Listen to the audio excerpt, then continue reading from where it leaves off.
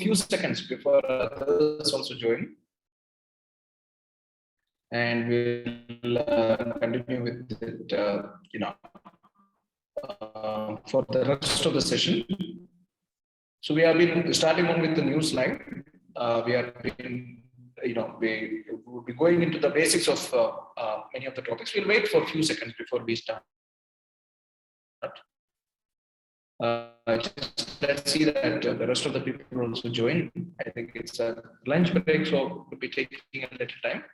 So we'll slowly start on it. We'll wait for a few seconds. If the people don't join, still we start.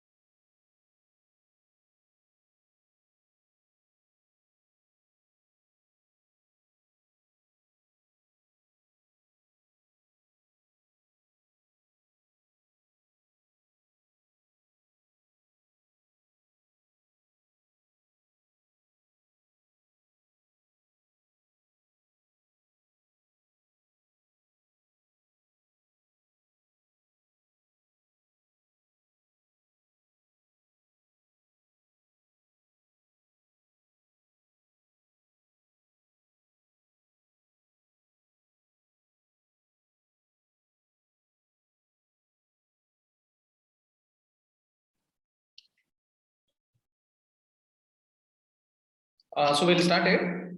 Last class we covered random topics. In session, we'll be trying to touch upon a lot of static aspects along with a lot of dynamic aspects. So it will be another very important session.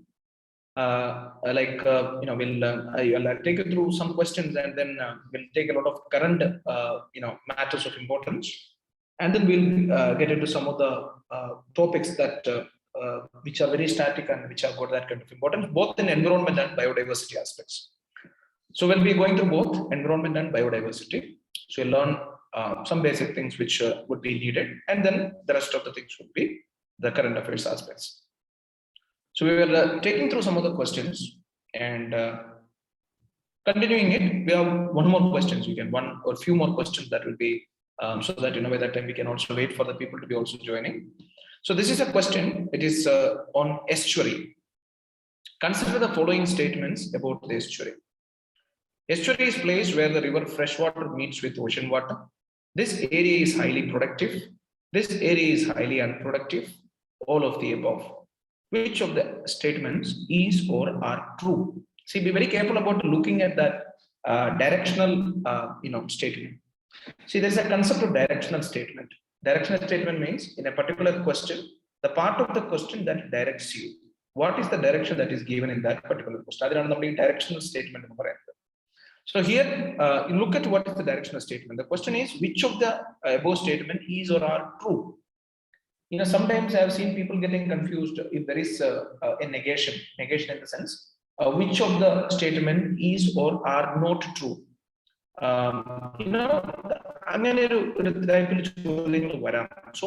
don't, question don't get into the elimination, choosing the correct answer. You need to go into the directional area, understand what does actually the question ask you. You get into choosing or eliminating the right or wrong answers. So very clear question. I think many of you people can answer. So I'll give option to you to answer the question. Again, yes, I got somebody answering in. A. Simi Matthew says it is A. A is the correct answer. A is 1 only. Abhishankar says it is C. C says 1 and 2. Nandalal C, Sandra, Maria, Reggie C, all. I think rest of the people have all come out with C. So fine, except for the the first answer, Simi Matthew. I think Simi also. I think once you are looking into the question again, you also might have felt that you might have gone for the wrong answer, isn't it? I think, okay, fine, no issue. Simi, do you think, why do you think A is the right answer? Simply, I'm asking, because you have given the different answer. Others all have given a very different answer. Can Simi say why A is the correct answer?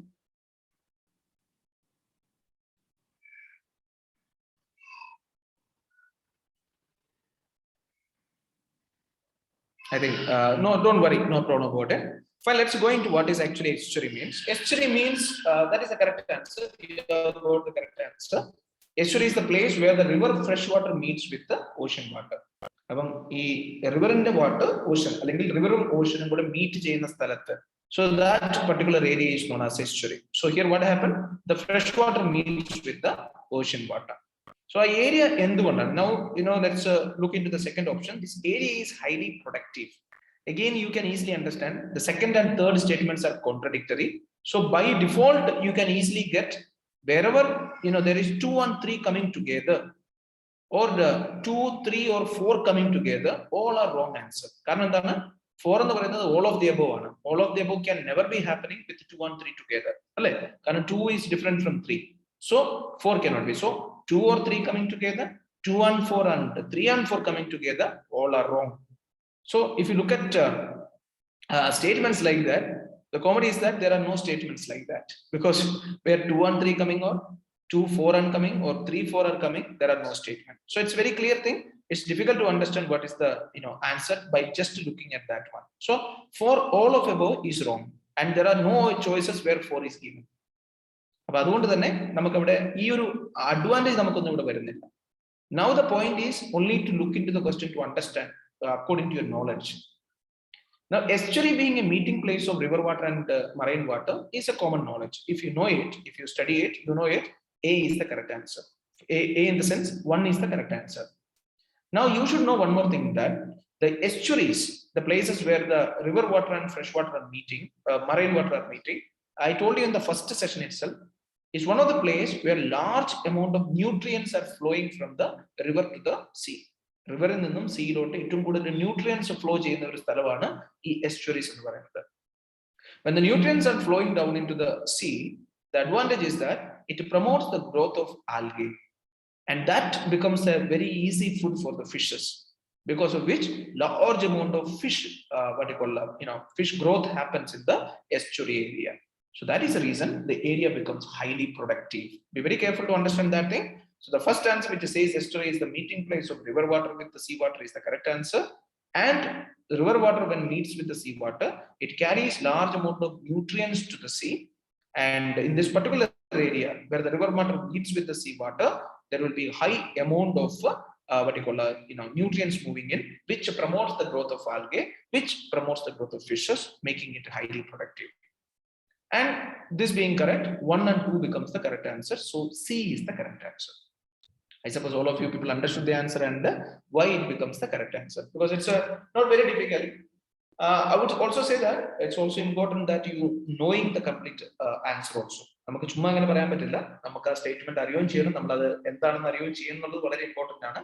So here if you know the first statement right, and you also know what is estuary, then you can also make the right answer correct.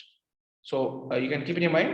So the correct answer is 1 and 2, which says it's a meeting place of fresh water with the water, marine water, and also it is an area where the there's high productivity. Now this is one other question. I think we will have to discuss about it very deeply because of the recent informations with respect to the same thing. It's a question on what is carbon credit. You have got 3 options here: difference between the carbon emission allowed and actually emitted, loan amount by IMF for reducing pollution, it's a loan given to poor people for buying modern stoves, all of the above. See, all the 3 are different. So by default, you can easily understand D is the wrong answer. Now, what would be the correct answer? Anyone can tell me what is the correct answer?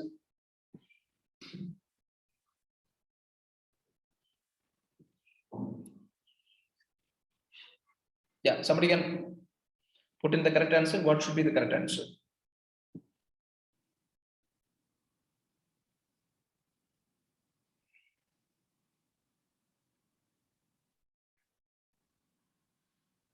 It's Abhishankar says it is A. Anybody else? Any A? Sibyl? Yeah. So almost everyone comes out with A as the correct answer. Okay, fine. It's A is the correct answer. It doesn't have any connection with the IMF loan amount and all those kind of thing. I think with respect to carbon, there is carbon, what you call technologies, or you speak about carbon credit, may not be completely connecting with the carbon credit. There's only one thing that you can speak about, the World Bank. That's a different concept altogether. So there is nothing connected with B with the carbon credit. And poor people for buying modern stuff is not also a credit known as carbon credit. The correct answer is the difference between carbon emission allowed and actually emitted carbon. So I can give you a very simple example, because why it is very important. Most recently, China has also come out with the declaration that by 2060, they are going to be net carbon zero economy. Net carbon zero economy in the amount of carbon produced by them will be equal to the amount of carbon sequestrated by them. Atmosphere in carbon equal, which means they will not produce any extra carbon. The net will be zero. Whatever the carbon they produce, equivalent carbon will be sequestrated. So that is what we call as a net zero economy. During the 26th Conference of Parties in Glasgow in Scotland, Narendra Modi, the Prime Minister of India, said India will become a net carbon zero country economy by 2070. We have asked for 10 more years extra, but the IPCC report says that there is no chance, there is no choice of you being escaping from a situation where annual average global temperature could go beyond 1.5 degrees Celsius from the pre-industrial level. So carbon credit is something like, it's a very simple concept. So here every country will have a carbon credit. So what will be like that? For example, a country will be given a credit, or you take it as a credit of 1 billion ton carbon. 1 billion is very less, so let's take it as a 10 million ton carbon. So 10 million ton carbon produce target. So which means that by all the activities, the maximum amount of carbon dioxide that can be produced, carbon that can be produced should be 10 million tons. 10 million tons. Now what is happening is that another country, like let's take Bangladesh. Bangladesh has been given a target of 5 million tons. So India can produce not more than 10 million tons. Bangladesh can produce not more than 5 million tons. Now what is happening is that Bangladesh produces only 3 million tons of carbon, and India produces almost 12 million tons of carbon. Now what they will be able to do is that India will be able to exchange. You can trade on carbon credit. This carbon trade credit trade. So there is a trade that happened where India can purchase extra carbon from Bangladesh, and they can settle the issue. Otherwise, what will happen? And they have to pay money to Bangladesh. Otherwise, India has to pay a hefty fine. You trade in the carbon. So there is carbon credit being traded by both the countries.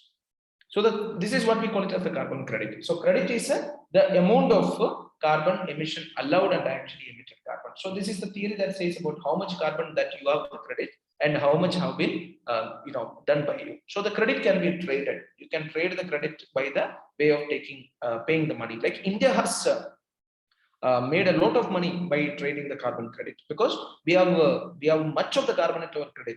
We can claim, for example, instead of 1 million tons or 10 million tons, we only produced 5 million tons. So which means we have got a credit of 5 million, which we can trade with the international market. Are you all understanding?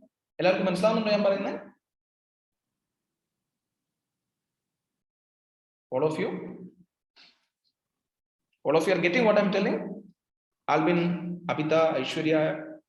Yes, sir. Yes, all of you are getting, no? It's a very important topic. That's what I'm telling you. And recently what happened is that China has already started a local carbon market. So they are trading carbon in the share market. For example, now every companies have been given a target in China. Now companies said that you cannot produce more than this carbon. Now if they feel like they are producing more than that, then they can purchase carbon from the market. And now carbon, I think for the 1 ton, it is being traded at 47 yuan. Just imagine. Now that is what they are looking. So what they are looking at is limiting the carbon dioxide by each company, each provinces. So what will happen is that finally they'll be able to come out with a country with the lesser contribution to the greenhouse gases. So that is what the China is looking at. Because China's target is by 2060, China wants to become a net zero carbon economy. So by 2060, they want to see themselves to be in a position where the production of carbon dioxide is equivalent to the amount of carbon dioxide that is sequestrated. So there will be a net zero carbon economy in China. So this is very important. So this statement is very important. That is the reason I am connecting a lot of things. So credit, if you go beyond the carbon that is permitted, carbon emission that is permitted, then you will have to pay a hefty fine. So it's important that you stay within the limit that is prescribed. And if you produce lesser than what you are expected to produce, there is a credit which you can trade with the other countries and you can make much money out of it. And India is making a lot of money. You can just go through that thing, you will find that one. So that is about carbon credit. And the next thing what I told you also you must keep it in mind. India says that Prime Minister Narendra Modi during his participation in the conference of parties, he has said that India will become a carbon neutral economy, net zero carbon economy by 2017. And every country is looking at that one. And that is only one choice for the world to escape from the kind of a disaster that we are predicting, anticipating. Choice in net zero economy, net zero carbon economy. No other choice. Excellent. We'll go to the next one quickly. This is what we completed in one of the last classes. So you can give me the answer very quickly. Tell me the answer very quickly. You can give me the answer because we completed that one in the last one of the session. So I thought that you'll be able to answer.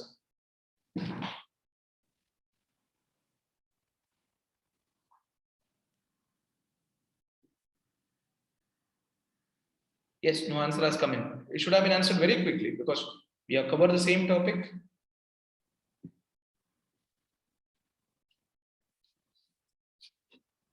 Yes, one answer has come in. That is C. Mithun Sandosh says it is C. Yeah, John, Arvind, everyone comes out with C as the answer. Let me check. Yeah, brominated flame retardants are used in many household products like a mattress and upholstery. Why is there some concern about their use? They are highly resistant to degradation in the environment. They are able to accumulate in humans and animals. I think the last class, if you have attended, yes, see, Abhita says it's C. Yes, almost all of you are getting the answer correctly. So the persons who attended the class last time, I think they know the answer correctly. We spoke about the example, how it is resistant to degradation, how long it can travel in the environment. It can, go through the, if you speak about the sea, if you speak about the land, it's it just pass on years and years. So that is the reason we spoke about it to be very non-degradable in nature. And at the same time, we also spoke about how it was present in the polar bears and mother's breast milk. So which actually says about how it gets accumulated in the human beings and animals. So the correct answer will be both 1 and 2. Excellent, very good. Now this one also, I think in the morning session who have written, who have sat, they will be able to answer the question.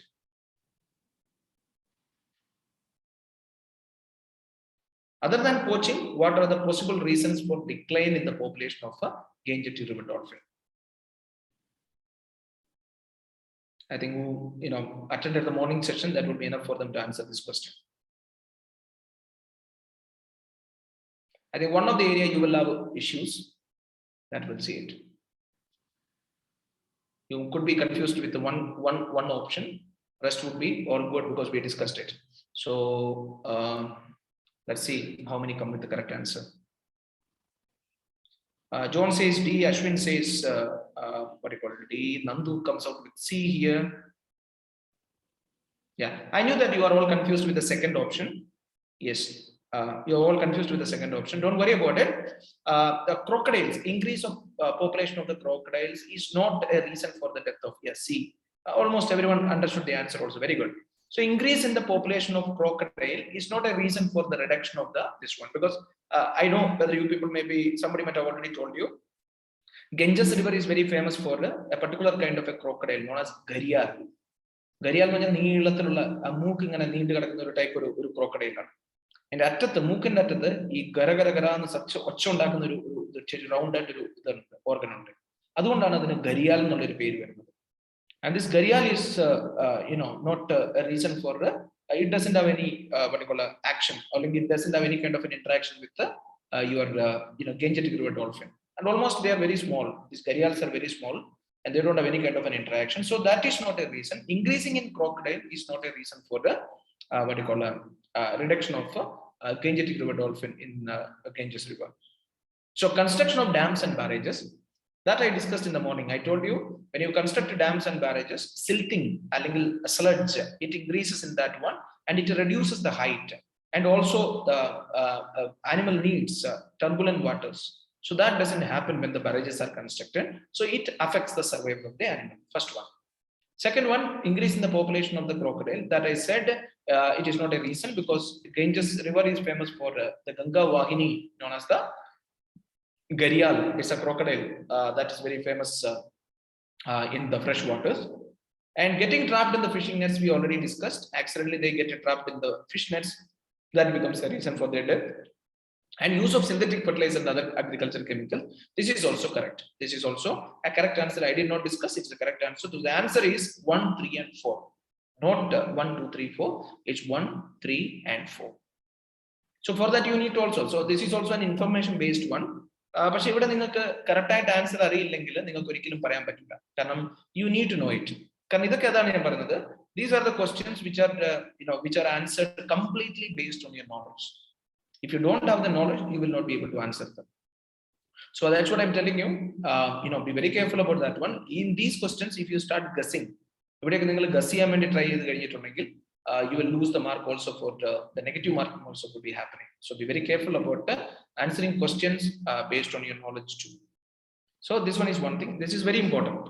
And poaching is also given as a reason, even though it is not given in the option because it was introduced like that in the question. So you can remember that thing, whatever I told about the Gangetic river dolphin. Further also, which of the following are right about the Gangetic river dolphin? They are found in the Ganges and the Brahmaputra river systems. They are essentially blind animals. They are killed for their meat. They are also killed by the crocodiles which live in the Ganges river. Option and I told you there are other every year repeated question is Gangetic river dolphin. For which year Gangetic river dolphin was declared as the national aquatic animal? Which is the national aquatic animal of India?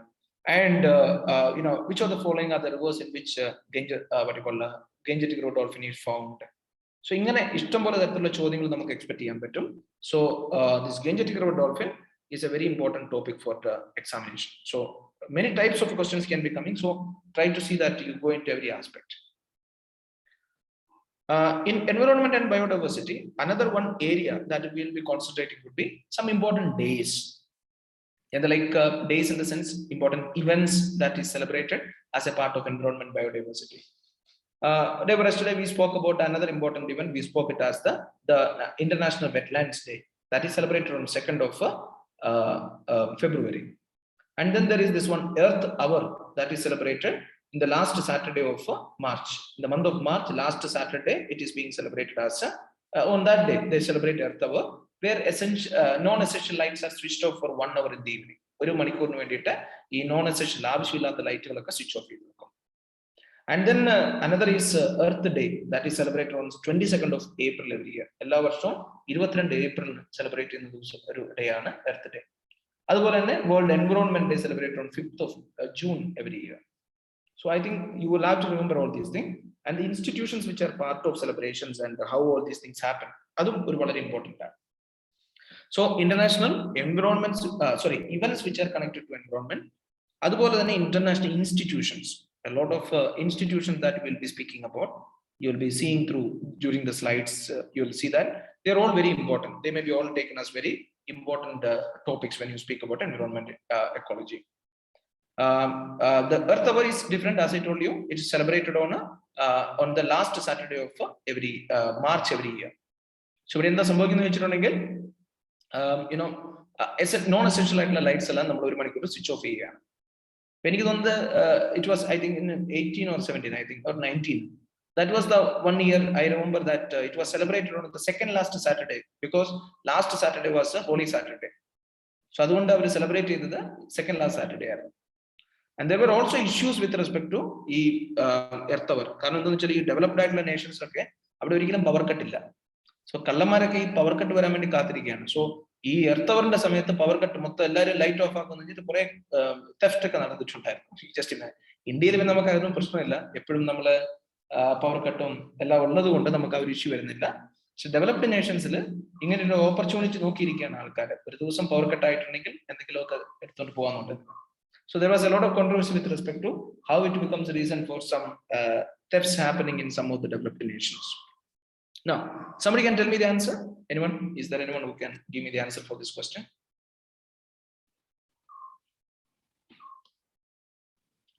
Yes, somebody has come out with the Nandu says it is D.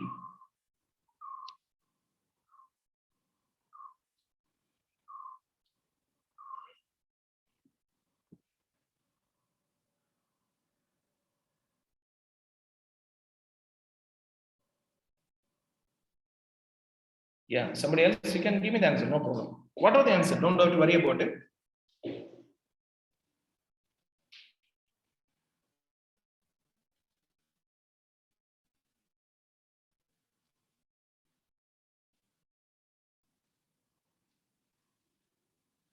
Some yeah, people are coming in. A lot of C's coming in.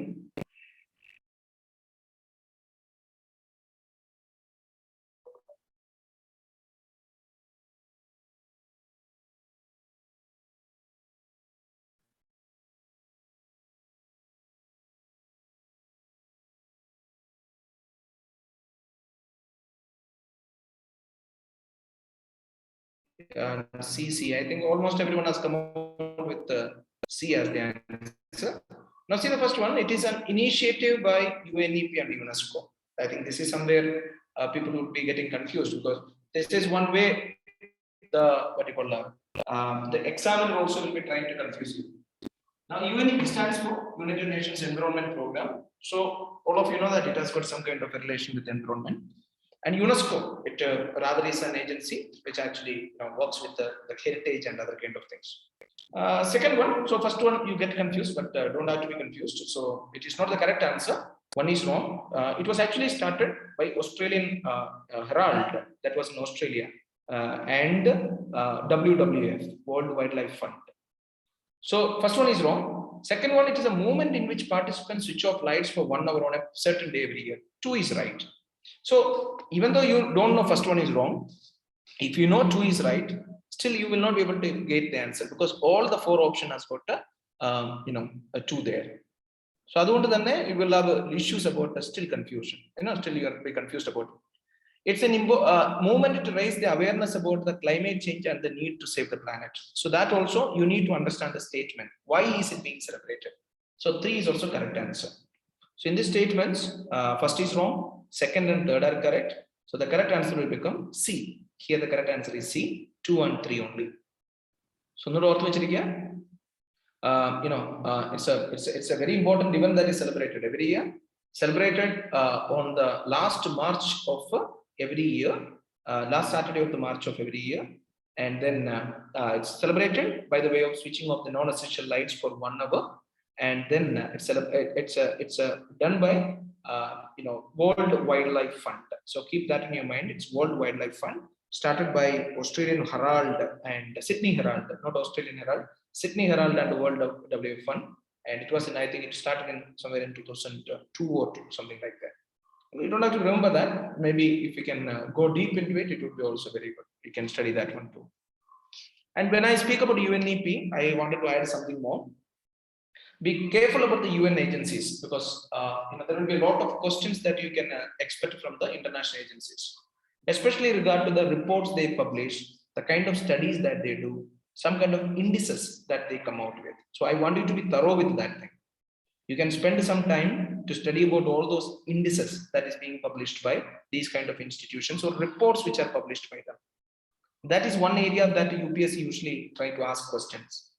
എന്താണ് particular index, ആരാണ് ഇത് publish ചെയ്യുന്നത്, എന്താണ് അതിന്റെ significance, അതിൽ ഇന്ത്യയുടെ ranking എന്താണ്, so what are the different aspects with respect to that. So ഇങ്ങനെയുള്ള ഏരിയാസിൽ നമുക്ക് കുറച്ച് ചോദ്യങ്ങൾ എക്സ്പെക്ട് ചെയ്യാൻ പറ്റും. സോ അതുകൊണ്ട് തന്നെ UNEP, അതുപോലെ തന്നെ UNDP. സോ UNDP എന്നൊക്കെ പറയുമ്പോൾ നമുക്ക് എപ്പോഴും വളരെ ഫേമസ് UNDPയുടെ HDR, ഹ്യൂമൻ ഡെവലപ്മെന്റ് റിപ്പോർട്ടും ഹ്യൂമൻ ഡെവലപ്മെന്റ് ഇൻഡെക്സ് HDI, അതുപോലെ തന്നെ human poverty index, gender inequality index, or index which speaks about the technology achievement index. So ingane namak ishtambole indices ne kurichu namakku padikkan, indices undavum.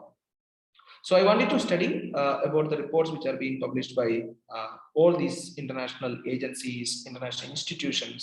So that will actually help you people to get a very good picture. So that is one area that UPSC tries to ask. So I wanted to be careful about that thing also. So this would be nice for you. Now, this is also, if you have seen in my previous classes, it would be easy for you to answer. Tell me what is the correct answer quickly.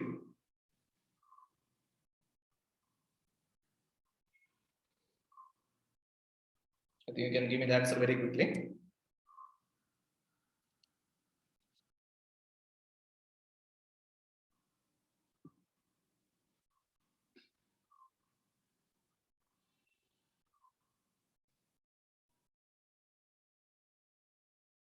Give me first. I can just, yeah. I think yes, Muthan is correct. It's A is the correct answer. Yes, A is the correct answer. So the correct answer, Ramsar Convention, even after Ramsar Convention, because of the human interference, human activities, anthropogenic activities, still there are changes occurring in that particular ecosystem, in that wetland, or it may be occurring in the future. So, a situation, Montreal record. So, a record you need to give a higher priority. Priority than idea. So, just to keep in your mind. So, it's about the ecological changes are happening even after it is being protected under the Ramsar Convention, and more priority has to be given to it. So, that is the idea behind that one. Yes. This is also something that recently I told you, because there is a Dugong Park in the Park Strait. So something has been actually set up in the southern part of India. It's a park for the dugong cows and all those things. So this is one. It's actually dugong is a sea cow. It's actually a vegetarian animal or a herbivorous animal. It's a migratory species. Keep that in your mind. It is not an indigenous one. നമ്മുടെ ലോക്കലായിട്ടുള്ള ഒരു species animal അല്ലത്. കടൽ പശു എന്നാണ് പറയുന്നത്. കടൽ പശു ഇത് ഒരു ഹെർബിവോറസ് ആയിട്ടുള്ള ഒരു ആനിമൽ ആണ്, മൈഗ്രേറ്ററി സ്പീഷീസ് ആണ്. യൂഷ്വലി വരുന്നത് മിഡിൽ ഈസ്റ്റ് ഭാഗത്തു നിന്നാണ് മൈഗ്രേറ്റ് ചെയ്യുന്നത്. Gulf of Persia, the Hormuz straight നിങ്ങൾക്ക് അറിയാം അല്ലെ. ഹോർമുസ് സ്ട്രേറ്റ് എന്ന് പറയുന്നത് the straight that joints Persian Gulf with Arabian Sea. So that is a strait between Iran and Oman. Oman Iran in the ഇടയ്ക്കുള്ള ആ straight എന്ന് പറയുന്ന പേരാണ് Hormuz straight.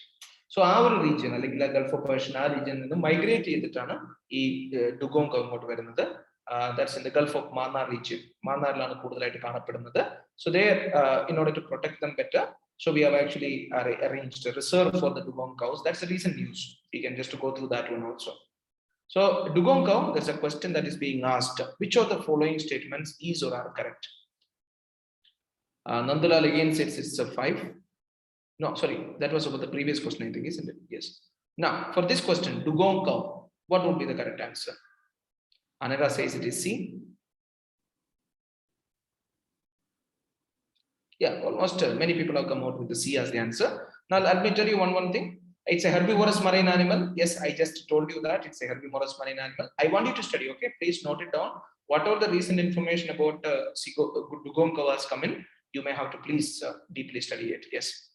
It's found along the entire coast of India. Again, since I told you the answer, Abhita, yes, almost John, everyone has given the correct answer, because it's found along the entire coast of India is wrong. It is found in a few areas. I think Gulf of Mannar it is there. I think Kutch also. I think you need to check it. You just to find which are the other areas, not in their coast of India. It is given legal protection under Wildlife Protection Act Schedule 1. Yes, that is right answer. So 1 and 3 are the correct answer. So C becomes the correct answer. This is another area. Like I will try to take the Wildlife Protection Act schedules also. This is very important. Schedule 1 protection, Schedule 2 protection, Schedule 2 Part A protection and Part B protection, Schedule 3, Schedule 4 and Schedule 5. You'll be speaking about a very less number of area, but you need to know what are this actually meaning. So I will try to take you that one also. You can make a list of all those animals which are protected under Schedule 1. See, when an animal is protected under Schedule 1, the artham very simple. It only means that the highest protection is accorded by the way of the highest punishment that can be accorded to the person who goes against it. The highest punishment, there will be term in jail and also financial punishment penalties. So that is actually the meaning of a Schedule 1 protected animal. So here we speak about a dugong cow, which is a Schedule 1 protected animal under Wildlife Protection Act. This is hunted. There are also threats to them. It's a herbivorous animal. It eats the seagrass and all those kind of things. The major threat we speak about is poaching. It is being poached for its meat. Its meat and skin, they say it has got aphrodisiac qualities. It gives energy to the people and all those kind of things. So this one is actually exported for that quality. And then its skin is also exported. And then another reason is that it is getting trapped in the fishing nets. This is another major threat that when we speak about it. So this can be poaching and getting trapped in the fish nets can be major reasons for the the reduction in number and the reason for which government of India feels that they need to be protected better. So it's one very important thing. We speak about the dugong cow. Are you all clear? Are you getting more information? See, I'm trying to cover a lot more when I'm speaking each and every slide. I want you people to be thoroughly listening. So it's all about the seriousness, how seriously you want to crack this examination. So competition is much high. Even though part of your education was online, it actually says that you had a higher of opportunities then, and now people are all becoming offline, and as the vacancies have come up, many people have been getting into preparation. I've seen many people who stopped writing civil service examination. Suddenly, when they found 150 more vacancies have been added up, there are people who are again starting to prepare. So I'll tell you, the competition is really high. I want you to be very thorough when you are going to each and every topic. And it's not for environment alone, it's for every subject. So be careful and listen carefully. Is it all okay? Are you people getting what I'm speaking? All of you? You are getting now? The all extra, whatever I say, please, note it down. So that will be good for you. This is a simple question for you people to understand. Yes, you know the answer. Gangetic river dolphin. This was a question that came in the examination. So question can be coming as simple as this also. As simple as this, you can expect the question about Gangetic river dolphin. And as a bit more serious as you can expect the question as we spoke, just before. Which of the following are the threats faced by the Gangetic river? Only this many. I don't want to ask too many questions on it. I just wanted to take you through how the questions are coming. And now, out of the topics that we completed, you might have seen that you are able to answer every question. So out of the general topics that we completed, you are able to answer every question. So I think that it's a good going. Yes, Ashwin C. Yeah, good. So keeping the questions aside, now we are getting back to the topic. All of you, again, you can keep out of your sleep and all those things. We'll start with another very important topic, which is the most recent and most important thing, and then we'll go into the static pilot. So all of you, I think, because when you start preparing for civil service itself, one or few of the things that you need to be very careful would be Millennium Development Goal that got finished, not finished actually, that got lapsed in the year 2015, and from 1st January 2016 onwards, we have started continuing a new goal known as the Sustainable Development Goal. Now, can somebody tell me which sustainable? You know that there are 17 goals. And there are 169 targets under the Sustainable Development Goals. I don't know, did somebody give you a brief on SDG in economics or any other subject? Somebody briefed you about what is SDG, what are the various goals and what are the different targets. And this is very important, the updates on the targets achieved by India in each and every goal. Somebody briefed you? Was it happened in some of the session? Yes or no? Were you briefed about it?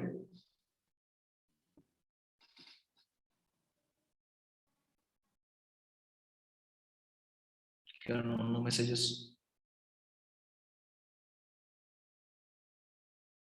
Very briefed about the Sustainable Development Goal. That was what I was asking, because unless or until you know about it, it would be a different matter altogether.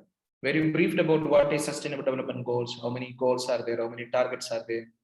I'm giving a brief like there are 17 goals, 169 targets, and there is a target that is given for achievement of each and everything. So where you want to it? Did you get an update of which are the goals that we are standing behind?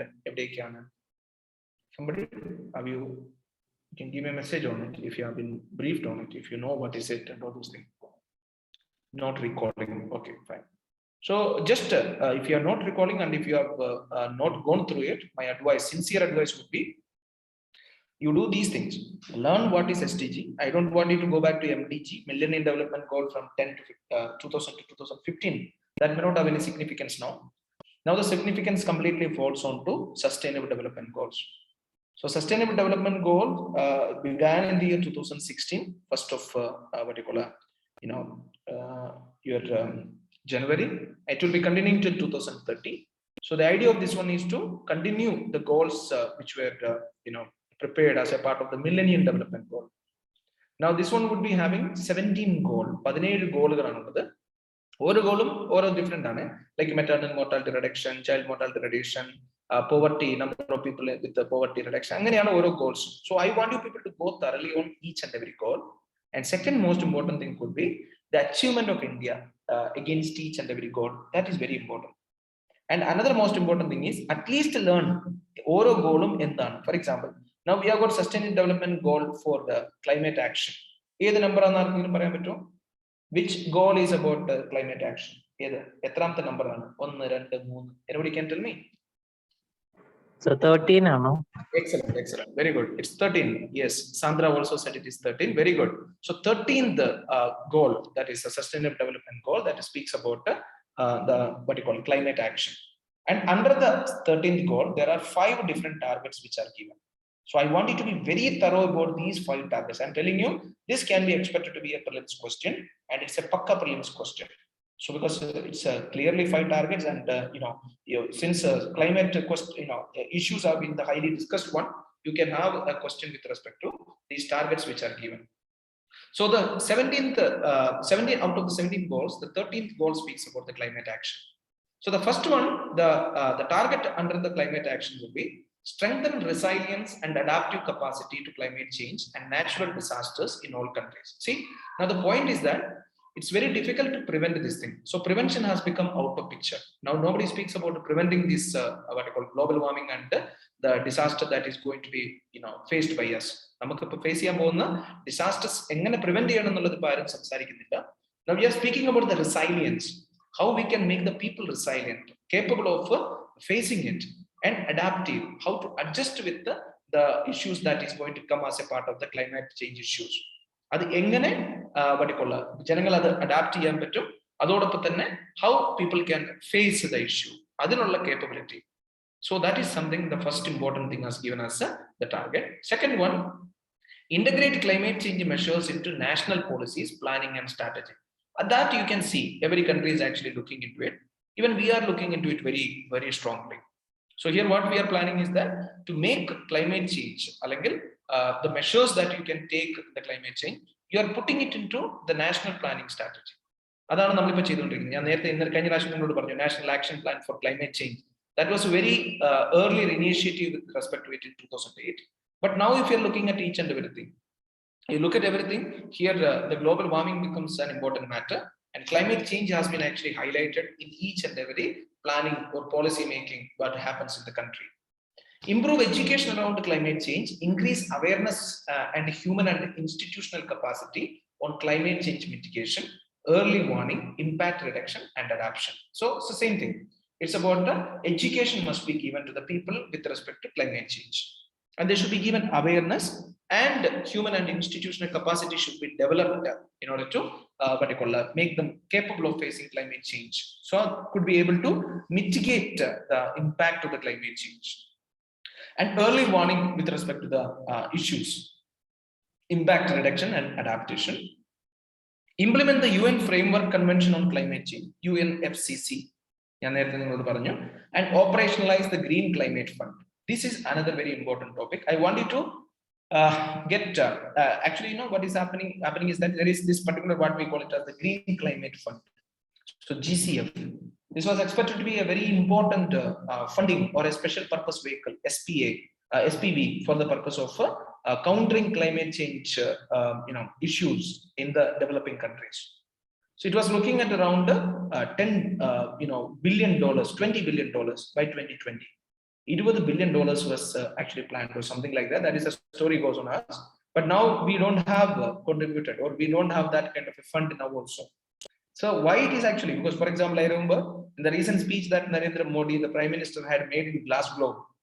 During that time also he said this kind of a fund for the purpose of green climate and climate change countering activities, it should be at least 1 trillion.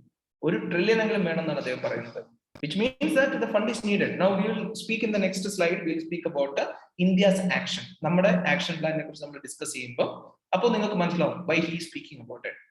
So minimum few trillions are needed for achieving the aim for a country like India. So just imagine all over the world how much money would be needed for that. So Green Climate Fund, that's very important, which means that the fund that is coming, which is used for all climate friendly activities, green activities, that must be operationalized. So which means that the fund has to be distributed. Now we know that distribution of fund is another very big important issue, isn't it? Because countries like Pakistan and all the fund they get, they have actually improved the status of Taliban, which is actually becoming a threat for a country like India and even the Afghanistan earlier. So these kind of thing is another thing that let's keep aside. But keeping normally, that is what they are looking at. Promote mechanism to raise the capacity for effective climate change related management and planning in the least developed countries and small islands. I think many of you people might have heard about how a case was filed by Marshall Islands in the International Court of Justice against countries like India, China, and the United States of America, saying that these are the countries' reason for the submerging of small islands in the Polynesian, Micronesian, Melanesian region. So you know that thing very clearly. Like if the contribution of these countries are very high in the greenhouse gases, and if this contribution goes on high, it's inevitable that the global warming pakka will happen. If it happens, sea level will rise. And if sea level rise, the first of the nations that are going to be submerged will be the littoral nations. Littoral nations means these island nations which are in the oceans. And it's a clear thing. If you even it's not about only what you call the ocean, island nations, because for them there is nothing else to, because they are covered completely by the water. So they don't have any other choice like a country like India, because in 2040, if the sea level rises, if the temperature goes beyond 1.5 degrees Celsius, the country, India also will be affected very equally like any other country. Especially when you have got this kind of a 7,500 kilometers long coastline.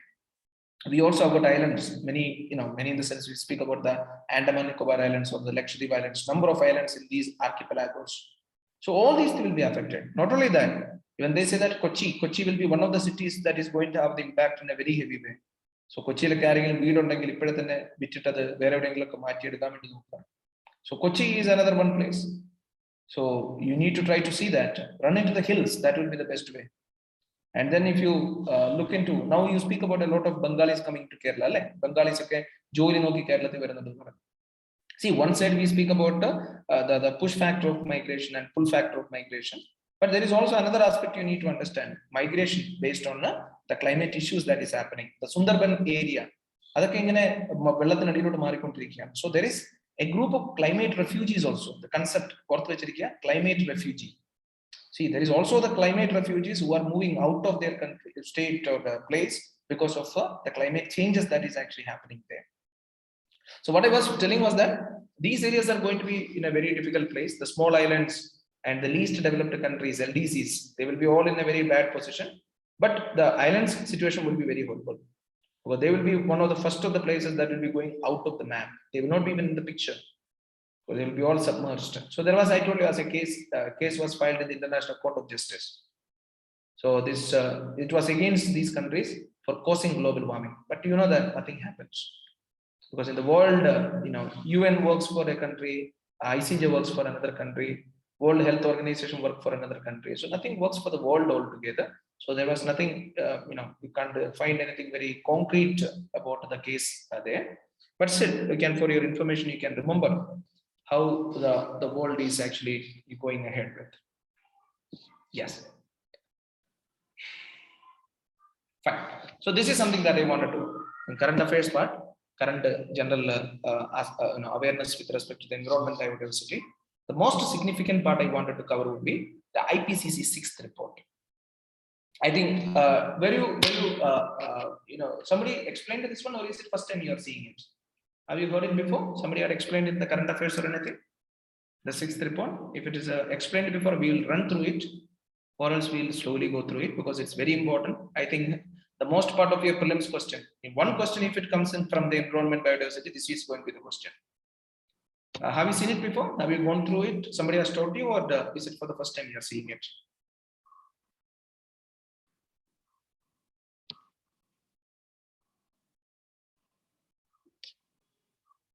I think it's a post-lunch time. Slowly all are sleeping down. Be active. It's the time that you need to be active. There's no choice for you to slow down. Somebody can tell me, can message. You put it in the chat box.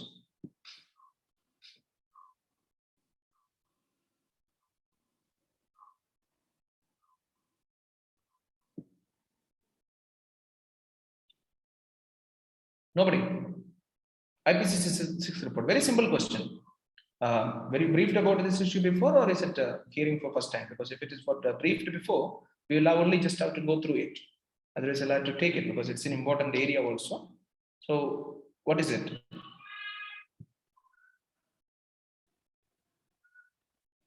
Nandu, Sandra, Ashwin, Aishwarya, nobody.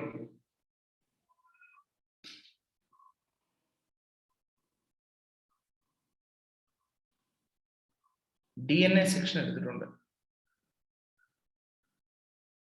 Okay. പത്രത്തിൽ വരികയല്ലേ അങ്ങനെ DNA എടുത്തിട്ടില്ല, അല്ലാതെ separate ആയിട്ട് റിപ്പോർട്ടിനെ പറ്റി എടുത്തിട്ടില്ല. Okay. So part എടുത്തിട്ടുണ്ടല്ലേ? Okay, no problem. Just I wanted to know because whether I need to run through it or you have to go through it. Okay, fine, excellent, no problem. I think you people are only sitting now, not you. All of you or your maybe your parents or younger brothers sit in front of the system. All of you can just answer, right? You take it as a regular course class itself. Don't worry about answering any wrong one. It's an online one, and this is the time that you get a good time to clear your doubts and all. I told you the one I may be taking you in 1 or 2 sessions or 3 or 6 hours. In order to prepare this thing, I have taken years and years because I collect things, I just go through them, try to see whatever can be suitable for your examination. So whatever you are getting is something that it's been taken a lot of time for collecting. So nicely, listen. It would be very good for you people. So we are speaking about the IPCC 6th report. I told you there were 5 reports. The 5th report came in the year 2015. 2015 5th report വന്നത്.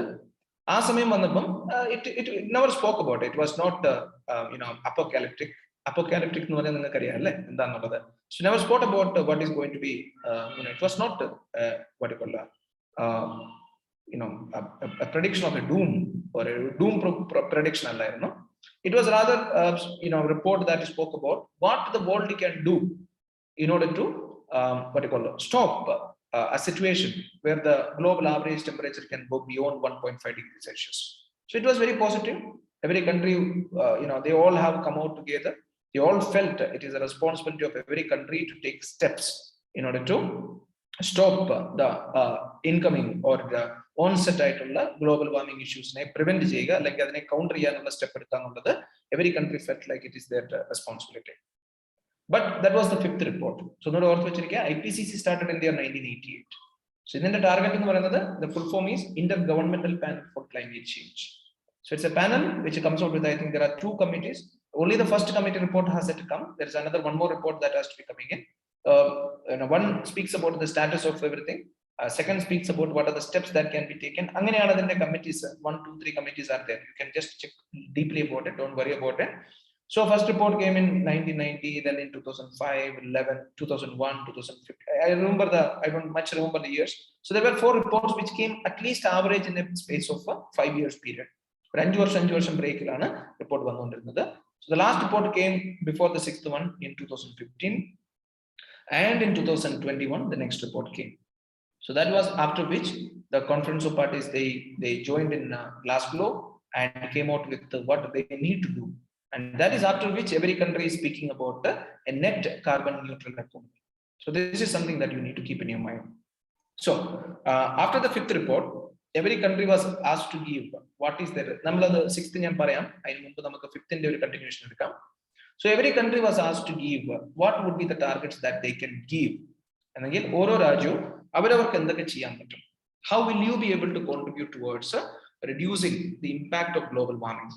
What will be your contribution? So അതിൽ ഏറ്റവും important നിങ്ങൾക്കറിയാം, അതിലിപ്പം നമ്മൾ നേരത്തെ സംസാരിച്ച പോലെ തന്നെ three nations which will become very important when you speak about the contribution to the global warming and the activities that they have to take will be India, US, and China. So they all came with different promises, and as I told you, even America came with a promise. But in 2017 or 18, he felt like US being discriminatorily being treated. So that is how he had gone back from the promises. So he came out of the Paris Climate Pact. So our pact in Paris Climate Pact.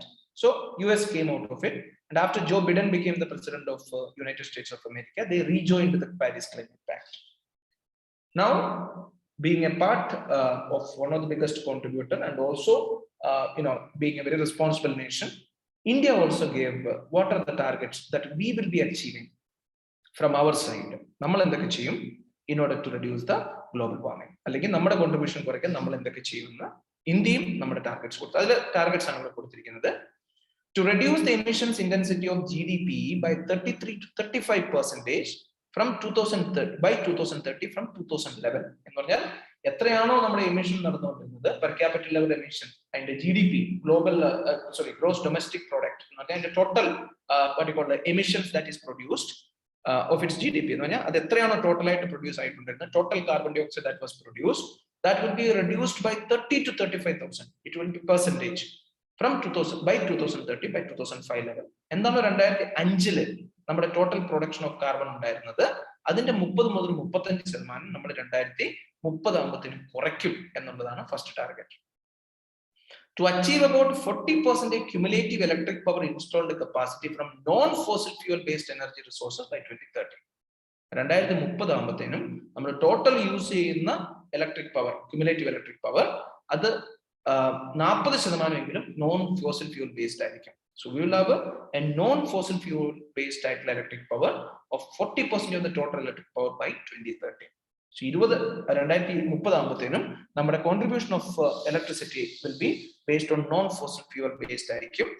So that was one of the very important, second target that we thought we will achieve.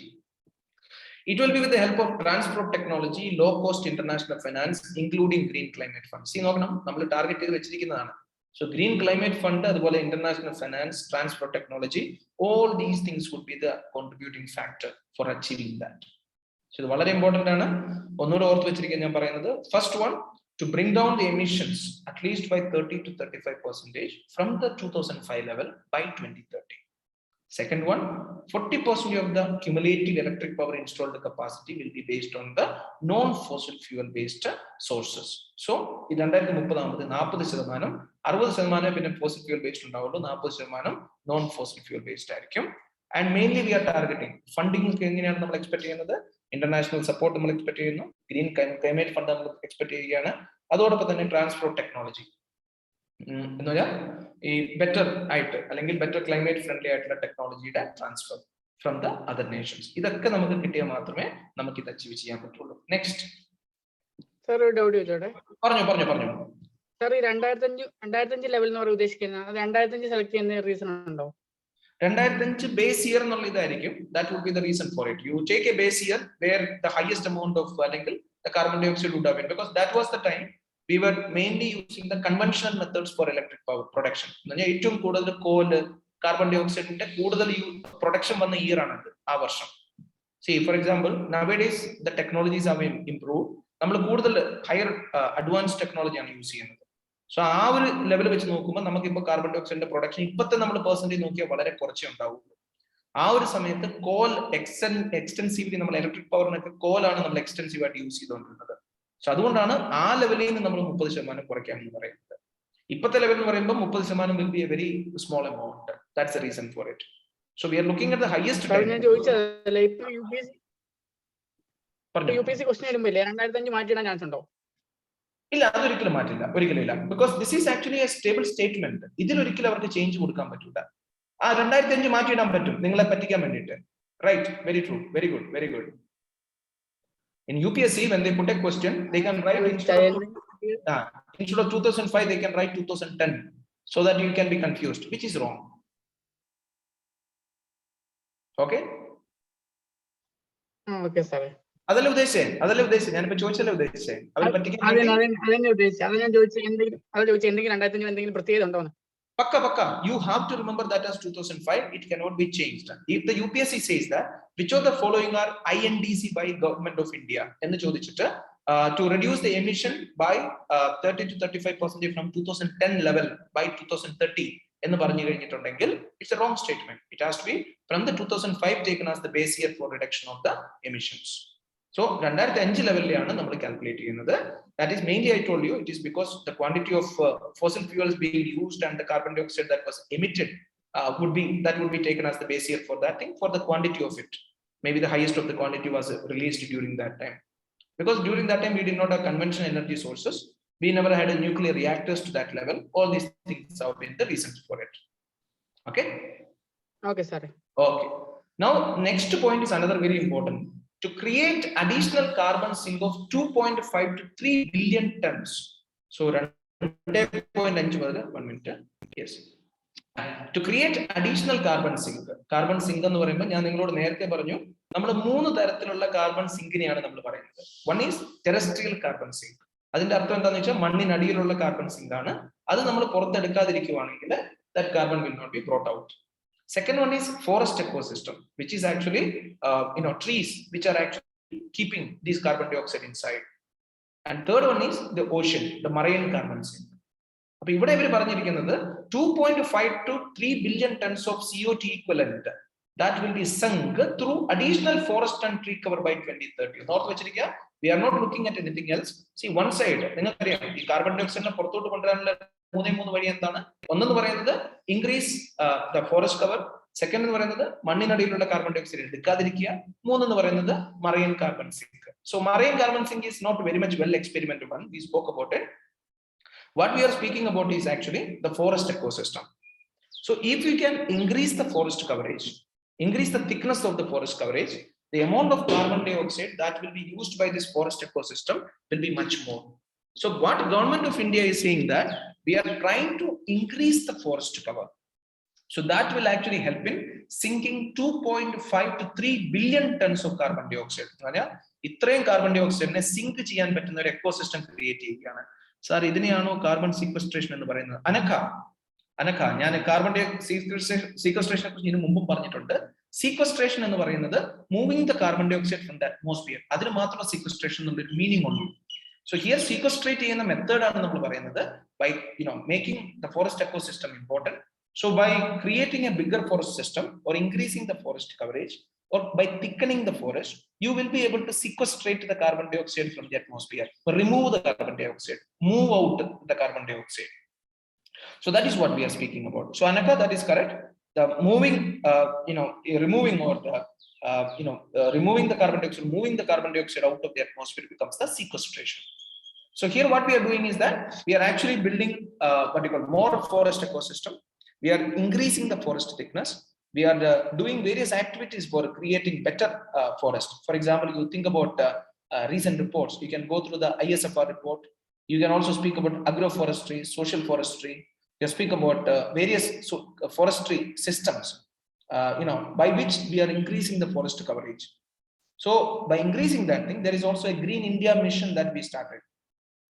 So Green India mission idea to improve the forest coverage of 5 million hectares of land. 5 million hectares of the land forest coverage has to be improved, and another 5 million hectares of the land must be made into forest. Waste lands.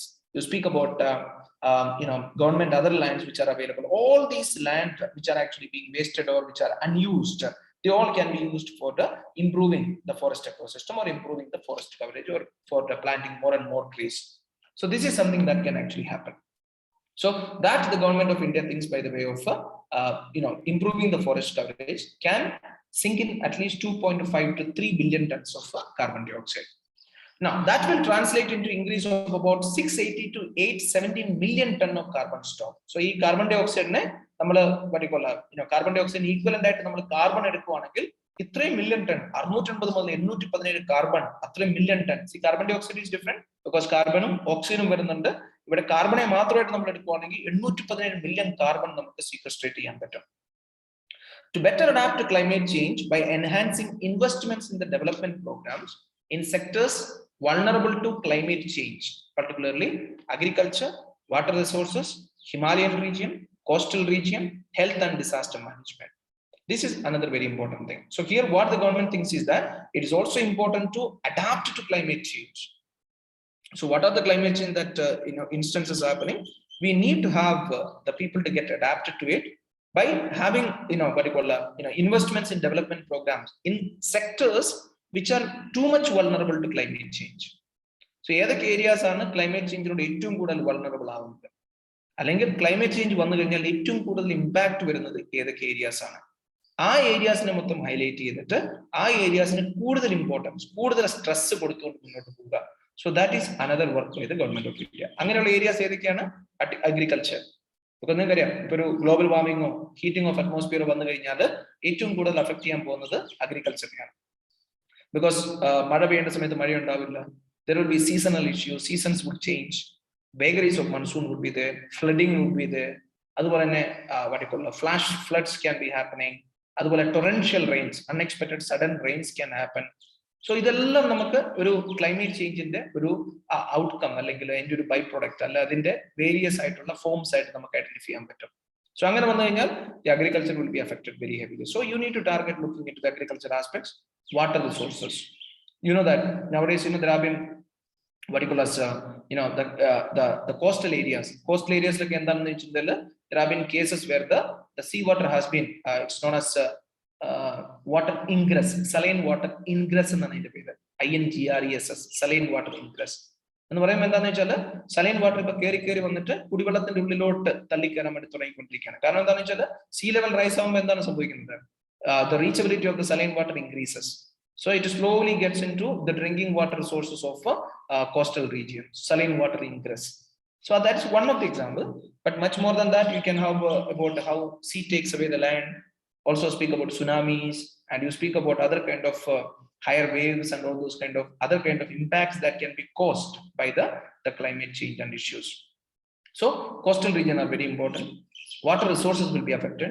Himalayan region, another one, you know that if the heat happen, there will be melting, and you know that if Himalayan region glaciers are melted, then you cannot imagine the situation of the northern part of the country.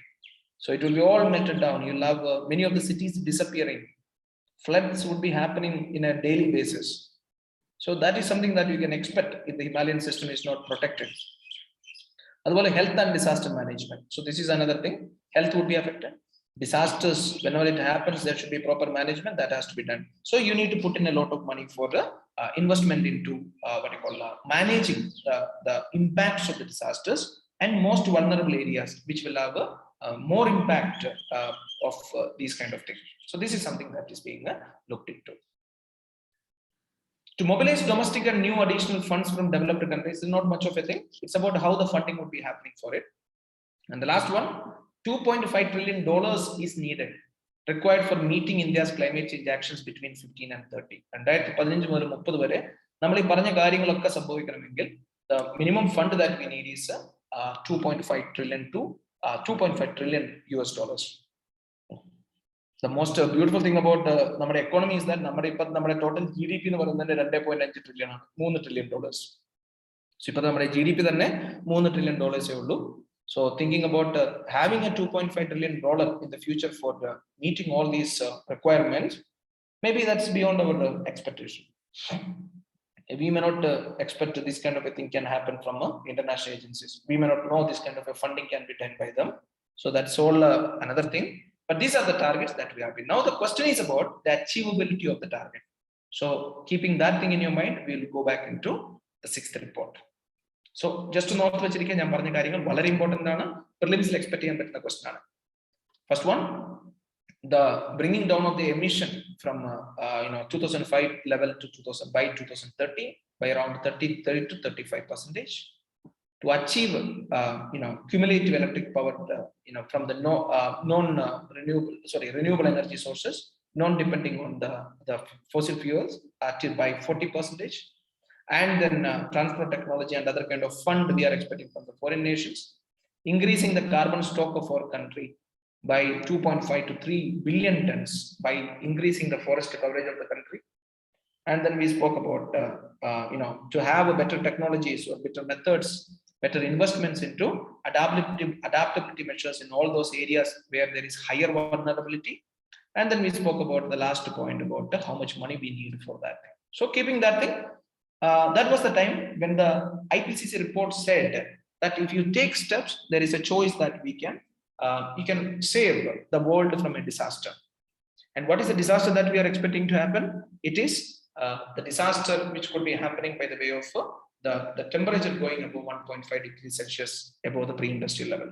So our level in the namakku support cheyan pattunna allengil nammade world ne namakku support cheyan pattum ennulla oru report aayirunnu anjamathadu. Now comes the sixth report. It noted that global net zero by 2050 was the minimum required to keep the temperature rise to 1.5 degrees Celsius.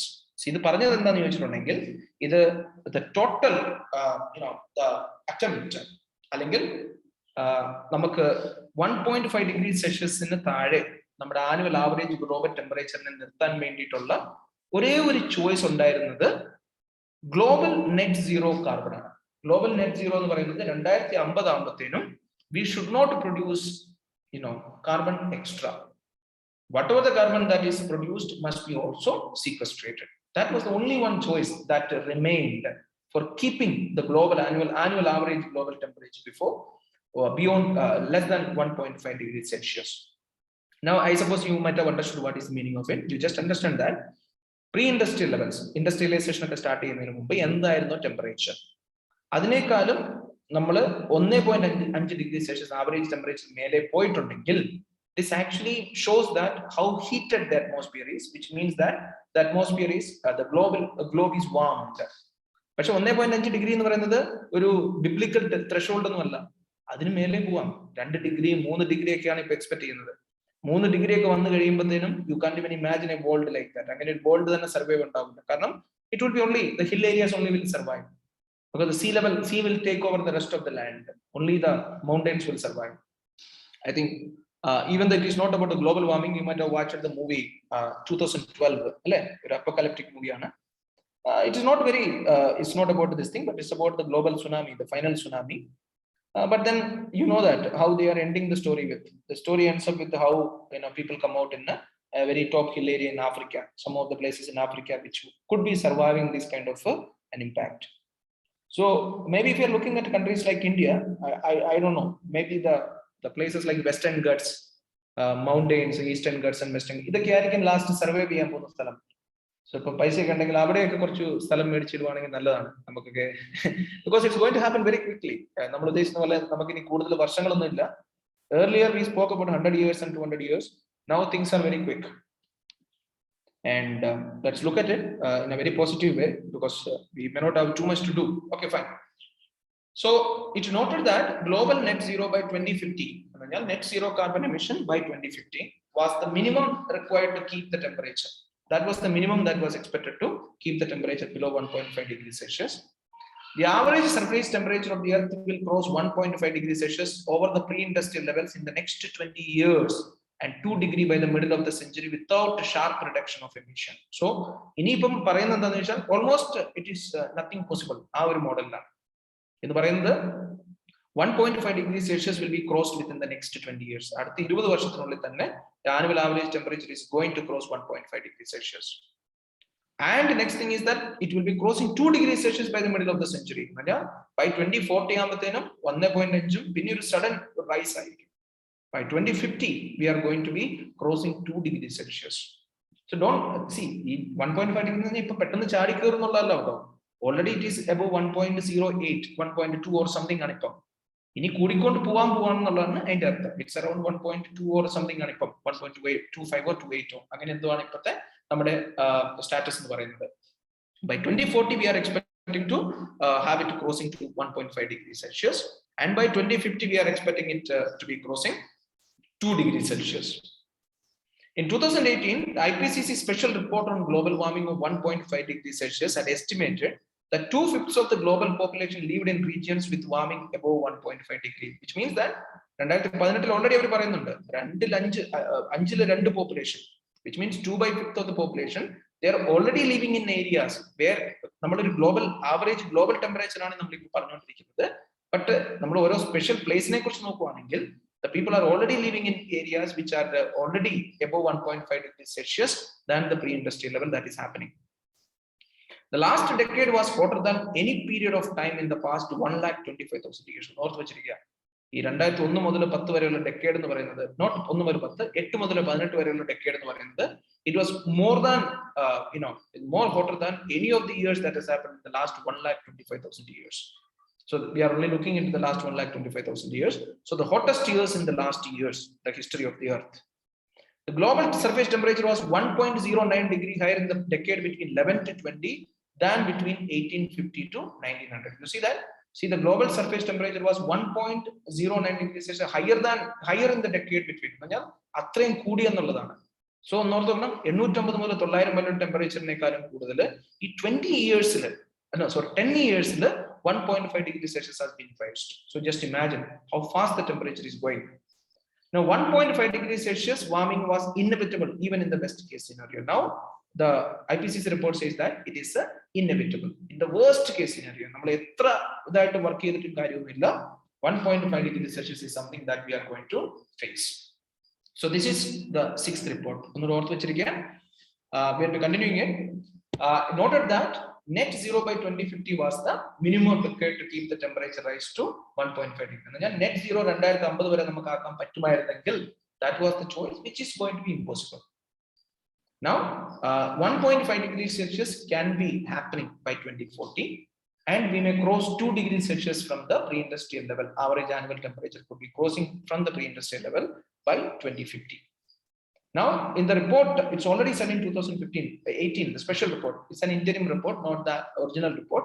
In 2018, already population, 2/5 of the population, they are already living in areas which have got annual average temperature more than 1.5 degrees Celsius from the earlier levels.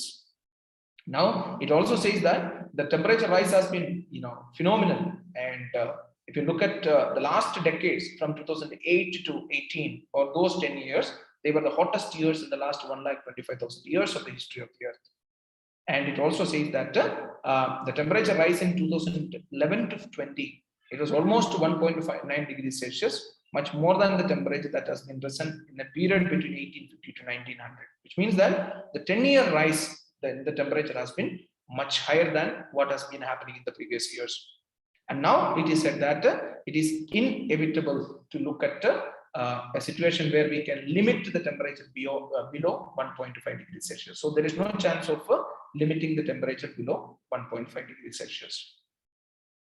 The sea level rise has tripled compared with 1901 to 1971. ആ ഒരു period വെച്ച് നമ്മൾ നോക്കുകയാണെങ്കിൽ the sea level rise has been tripled. So it's just jumping up. The Arctic sea ice is the lowest it has been in 1,000 years. North Vachiriya. Arctic sea ice has become the lowest. The sea ice has become lowest, which means the melting has been very much happening. So the sea rise is actually melting very quickly.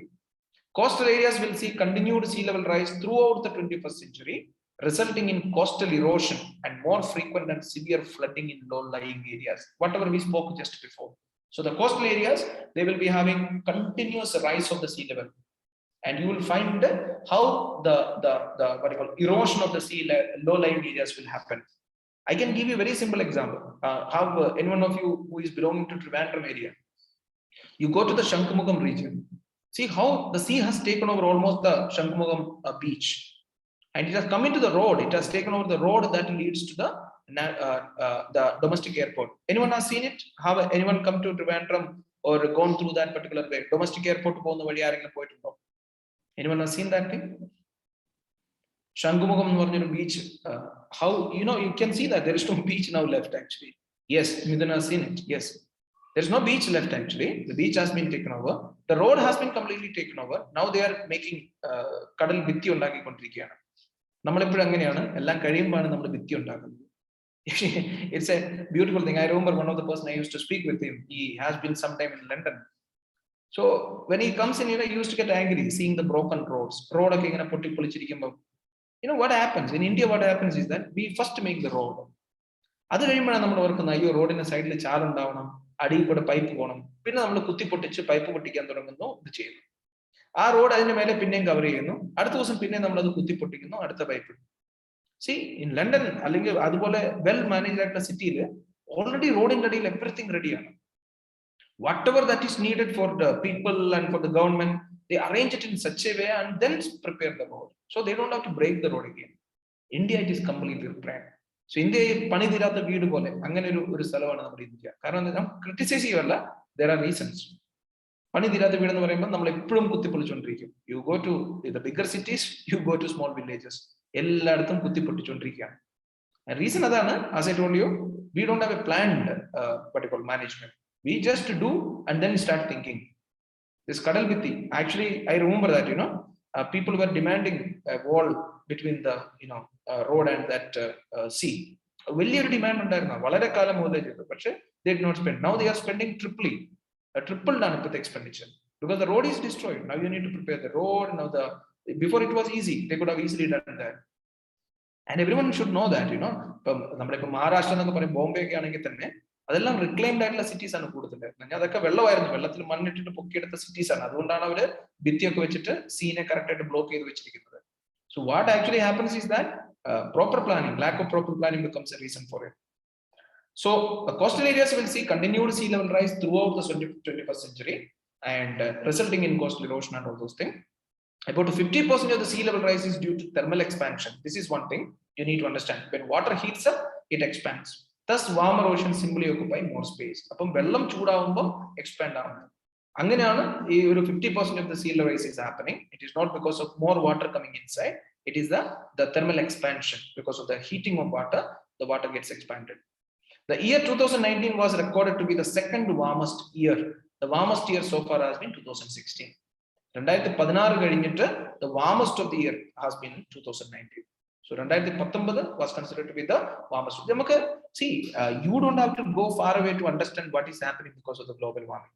You just imagine the number of the cyclones that country has faced in the last year. See, earlier it was very easy to remember the name of a cyclone. Now you cannot. You have got Jawad, Fawad, Chippy. You don't know what are the names. America also, if you look at the cyclones, or you speak about the typhoons, or you speak about what you call as the tornadoes. So the number of these kind of events, disastrous events, have been multiple.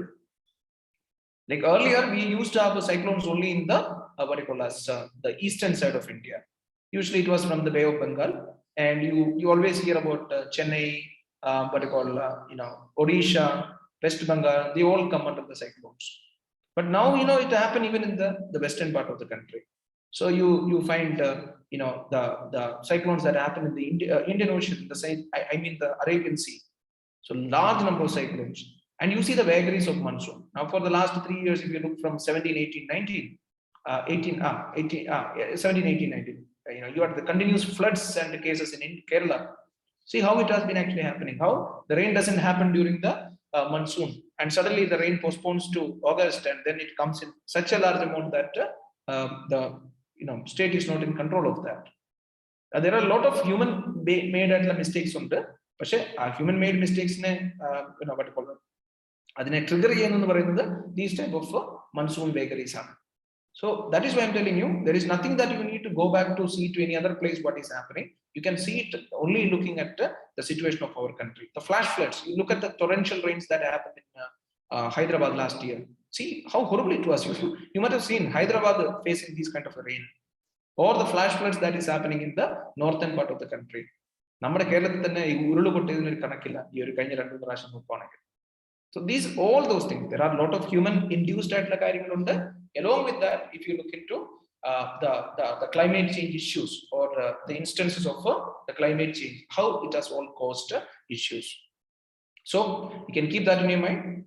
2019 was the second warmest year. 16 was the previous recorded year. So these topics, whatever we finished in the beginning till now, I think are considered to be some of the most important topics for your examinations in the coming years. So we started with the IPCC. I told you what IPCC stands for, Intergovernmental Panel for Climate Change. What are they looking at? They do surveys and researches and activities with respect to climate change. They come out with the status of climate change as on date, and they also come out with the problems that can be anticipated and the kind of solutions that can take place. So they have come out with a 5 report as on 2015, and the 6th report has come in 2021, which had actually come out with horrifying revelations. So the first one in 1990s and 1995s, and the third one comes in 2000 the beginning, and then 2015, the 5th report that spoke about what every country can do in order to stop a disastrous climate change. So along with it, India has also given target. We gave targets which are beautiful to hear, if I mean, and then about practicability or achievability could be limited with respect to the amount of money that we can receive for the purpose of the same. So we spoke about how we can bring down the carbon emission level, how we can increase the forest ecosystem, and we spoke about how we can replace the fossil fuels with the renewable energy resources. And then in 2021 comes the report, the 6th report, saying about how inevitable it is for the world to undergo the climate change impact. By 2040, the report says that climate could, or the temperature could be soaring beyond 1.5 degrees Celsius from the pre-industrial level. And by 2050, it is expected that we are going to cross the threshold of 2 degrees Celsius, which could be a threshold that could be a dangerous one to pass on. And then we speak about how the world is actually looking at a disaster where the sea level rise could happen, more floods can happen, more taking over, affecting the food security, water security could be happening. So this is something that has been discussed under the IPCC 6th report. Now, the world still believes that there is a choice that they can do by the way of becoming a net neutral world, net neutral carbon world. But that's a question whether it is possible. But every country is working towards making themselves net zero carbon, or net neutral, carbon neutral world. So hope all of you understood. It was a very big topic. I think it has given you a real good brief of what the issues are, what the report is, and you all are comfortable with it. Are you all okay? All good? Very important topic. Hopefully all good.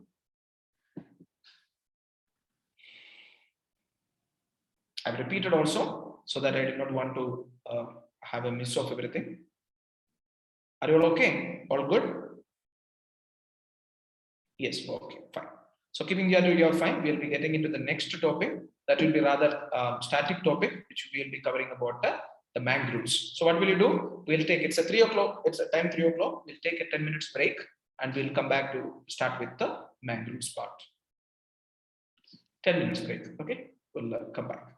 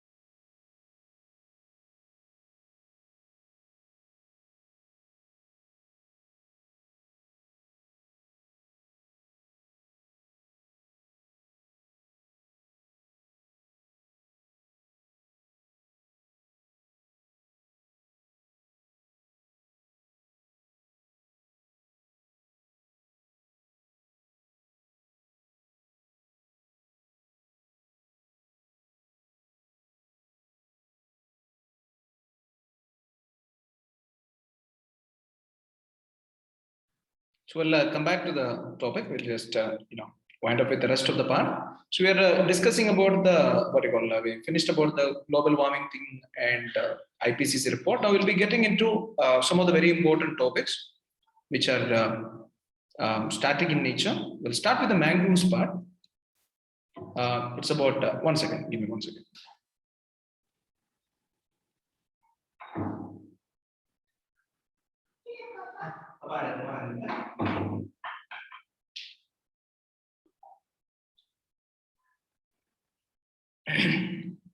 So we'll continue with the mangroves part.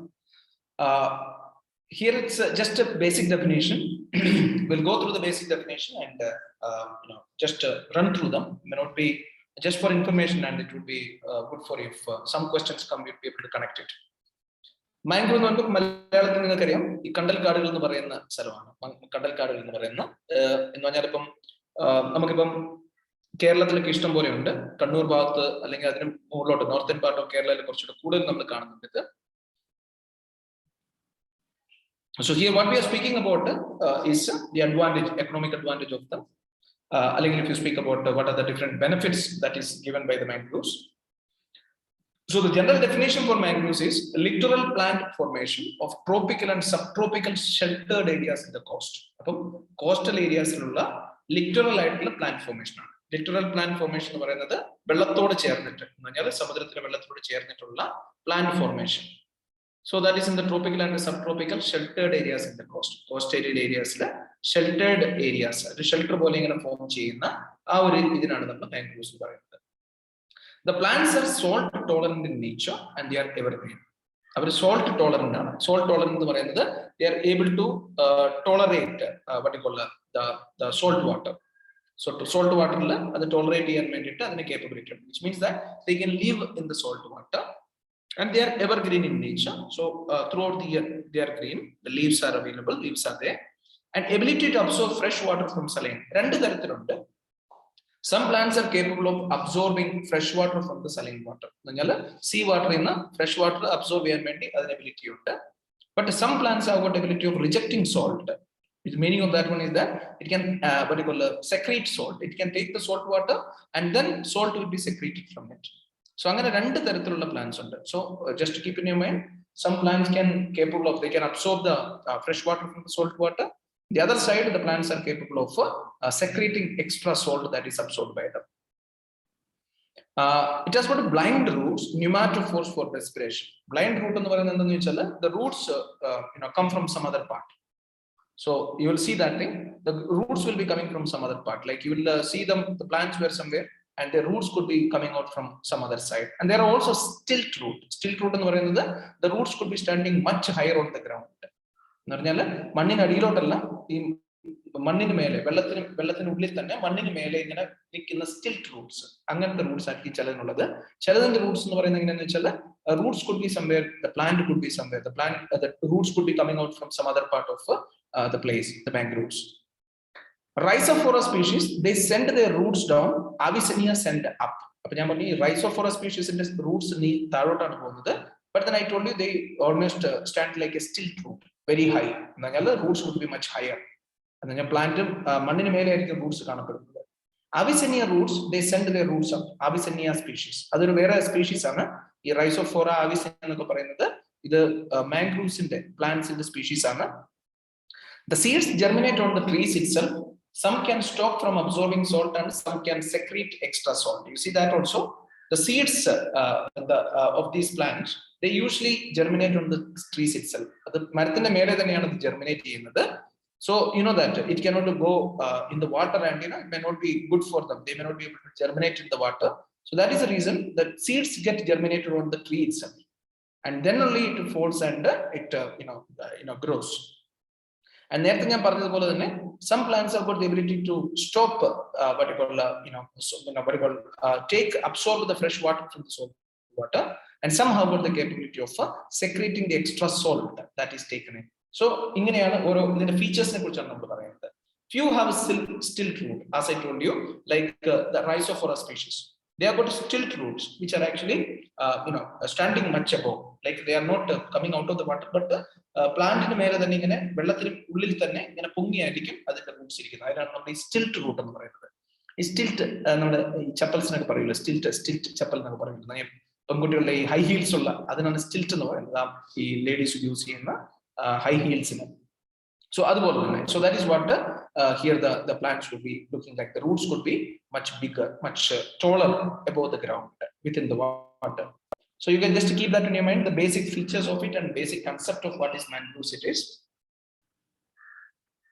So it's a literal plant formation, as I told you. The plants are actually, what you call the grown along with the water. So വെള്ളത്തിന്റെ ബോർഡറിൽ തന്നെ അല്ലെങ്കിൽ വെള്ളത്തോട് കൂടി തന്നെ വെള്ളത്തിൽ തന്നെ grow ചെയ്യുന്ന plants ആണ്.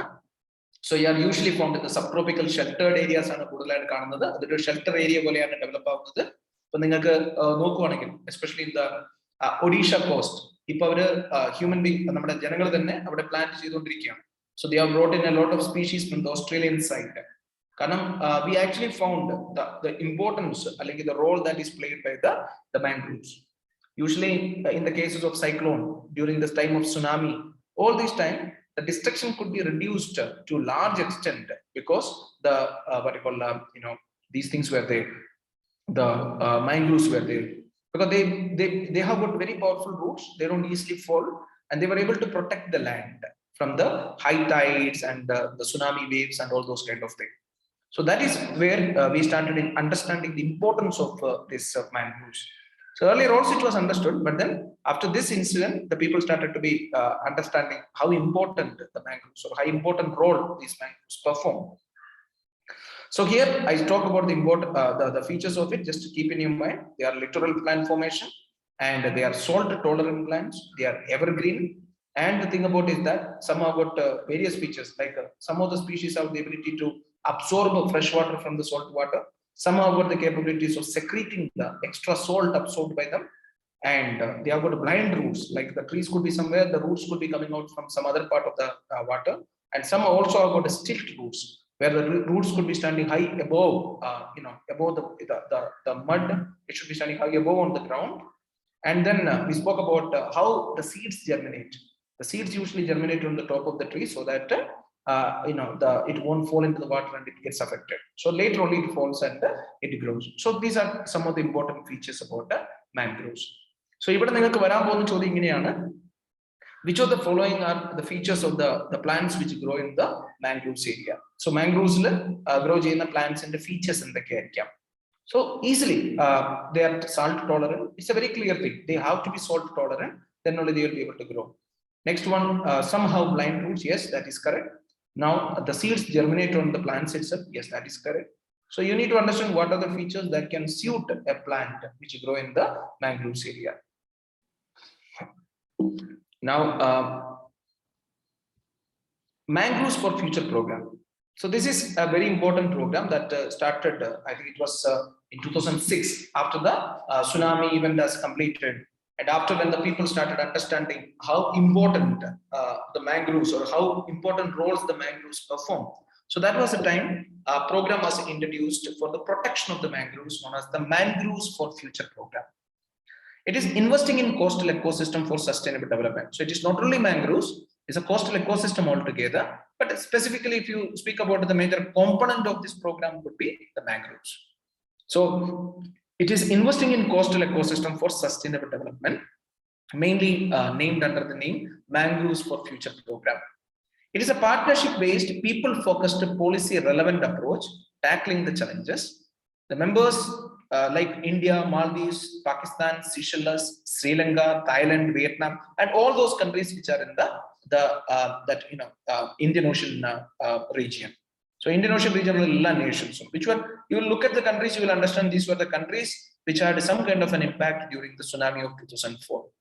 So it mainly happened after remembering the mangroves impact reduction during the tsunami 2004. And another one area they will be focusing would be livelihood in the coastal area.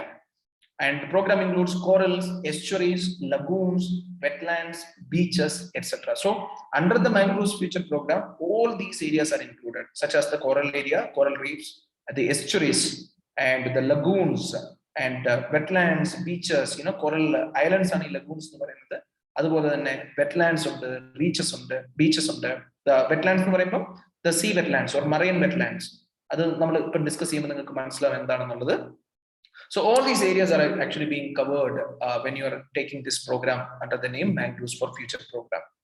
So you can keep that in your mind. It's another very important one. So this is Mangroves for Future program. We started with mangroves. I made you understand what does it actually mean. Understand the basic features of mangroves. What are the significance of the trees and the features of the trees which live in the grow in this particular region. And now we spoke about the Mangroves for Future program. The program is really looking at the protection of the coastal ecosystem. So coastal ecosystem, we are mainly looking at the mangroves. We are looking at estuaries, the coral reefs, the lagoons, the wetlands, and the beaches. And specifically, the program was initiated remembering the kind of contribution that mangroves have made in reducing the impact during the tsunami of 2004. So that is how it actually, and the members are almost all those members which have been impacted by the 2004 tsunami. So here there is also focus on the protection of the coastal ecosystem is a very important aspect, but also we are focusing on the livelihood of the people who are living in the coastal region. Livelihood എന്ന് പറയുമ്പോൾ നിങ്ങൾ മനസ്സിലാക്കേണ്ട ഒരു കാര്യം എന്താണെന്ന് വെച്ചാൽ, even though we speak about mangroves ne nammal oru general aayittulla oru geography feature aayitana nammal kaanunnenkilum, the kind of roles that is performed by mangroves in a full set of mangroves, people who depend upon the mangroves like Sundarban like if you speak about the people who depend upon these mangroves for their livelihood, you will understand the number of roles. For example, there is abundance of fish, there's abundance of herbs and other kind of thing, and many kind of the forest kind of products that you can get in the mangroves, like the honey and other kind of gum and all those things you can collect. So there are people who, and also the twigs and the sticks and the broken things which can be connected as they sell as the firewood. Angane ishtambole aalkarunde who live on this one. So we are also focusing on them, focusing on those people who actually depend upon the mangroves for their survival. So they are also taken into consideration when we speak about the Mangroves for Future program. So keep that in your mind. What is mangroves and what is Mangroves for the Future program? Another topic I thought I will discuss. Am I repeating any of the thing? Am I repeating, or all these things are first time for you? Am I repeating any of the things for you, or is it all first time? Just just for a note. Anyone?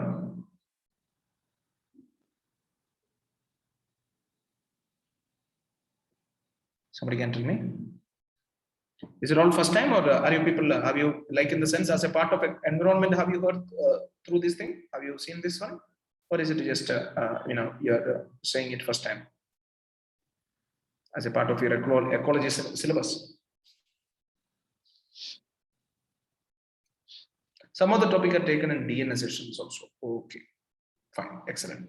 So, okay, that's a different one. That's a daily news analysis part. No, so this is something what we call it as the topic. Under the topic you are not met, so we'll just go through it. But I'm not running very deep. I just want you to understand the concept. That is important. Now, I'm not going for the food chain and food web and all those things, because I know that must have been the first part that you have been completed. So we'll not be going into all those areas. But this is something area that that is further areas you may not have completed. That is the reason I'm going deep into it. Now, coral reefs, it's just a basic explanation for your understanding. See, corals are usually white in color, and the color that comes on this white coral, it is given by a microscopic algae, that is zooxanthellae. Zooxanthellae is the microscopic algae that is living on the top of this coral reef. Because understand that thing, the reef is white in color. It is actually the calcareous deposits that grow and on which again deposit happens, and this grow as a reef. And on the top of this reef, the zooxanthellae, which is the microscopic algae, that lives and that gives the color. They assist corals in nutrition production and photosynthesis. So what actually happens is that they assist the corals in nutrient production. Corals don't have any nutrients, because you know that it doesn't grow or anything, it only just gets deposited on. It is the zooxanthellae that does the photosynthesis. It makes that area, because living on the top of it, it makes nutrients available on the coral reef because of the work that is done by the zooxanthellae. And the corals give protection to the algae. And this zooxanthellae, the color giving algae, that is being protected by the corals. So that is how the thing happens. So no ഈ coral reef എന്ന് പറയുന്നത് ശരിക്കും exactly അതിന് white colour ഇതാണ്, വെള്ള കളറിലുള്ളതാണ്. അതിന്റെ മേലെ താമസിക്കുന്ന മൈക്രോസ്കോപ്പിക് ആൽഗെ ഉണ്ട്. ഈ ആൽഗയാണ് ശരിക്കും ഇതിന് കളേഴ്സ് കൊടുക്കുന്നത്. And they also make the corals to have nutrient production. So they will have nutrients in this corals because of the zooxanthellae. And what the role performed by reef is, it provides protection. Protection in the sense they give some place to stay. That is what the algae gets a place to stay. That's what happens in the coral reef. There are hard and soft coral. Corals rendu tarathilunde, hard and soft undu. The only hard one, the soft one does not form coral reef. It breaks down. Only the hard corals that forms reefs with the polyps which leave calcareous deposits colonized by the next polyps. It is the polyps, the animals, which leave the calcareous deposit. Polyps are a shell kind of organism. So it leaves calcareous deposits and that gets colonized by the next polyps. So I think colonize the waste deposits coral reef create. So corals it is the calcareous deposits left by the polyps, and these polyps they again live on that one, and again what happens is that the deposits are it grow in size, which develops into us the coral reef. That is the reason that it has taken millions or 5,000s of years for creating a coral reef. Or a coral reef almost thousands of years because the polyps that leaves the calcareous deposits, that again new polyps come in and they leave again. So what happens is that the calcareous deposits get deposited again and again and again, and slowly it changes into what we call it as the real big looking coral reefs. And the zooxanthellae, the algae start growing on that, giving a color. So that is what actually how the coral reefs looks colorful, and how it looks like it is being pictured and shown. It is found in the tropical region in warm and clear water. This is very important. I think in geography, your faculty must have completed for you. What are the basic criteria or conditions for the development of coral reef? So coral reef in the development in the conditions, like criteria already discussed. So the first and the foremost criteria would be it can only be found in the tropical region. So water would be warm. Temperate region, Taiga, Tundra, you don't have to speak on those things. Temperate region, you don't find them. You find them in the tropical region because there should be warm water available, shallow water, and it should be clear water. Clear water, shallow water, because clear water, so clear water allows the penetration of oxygen, so which helps the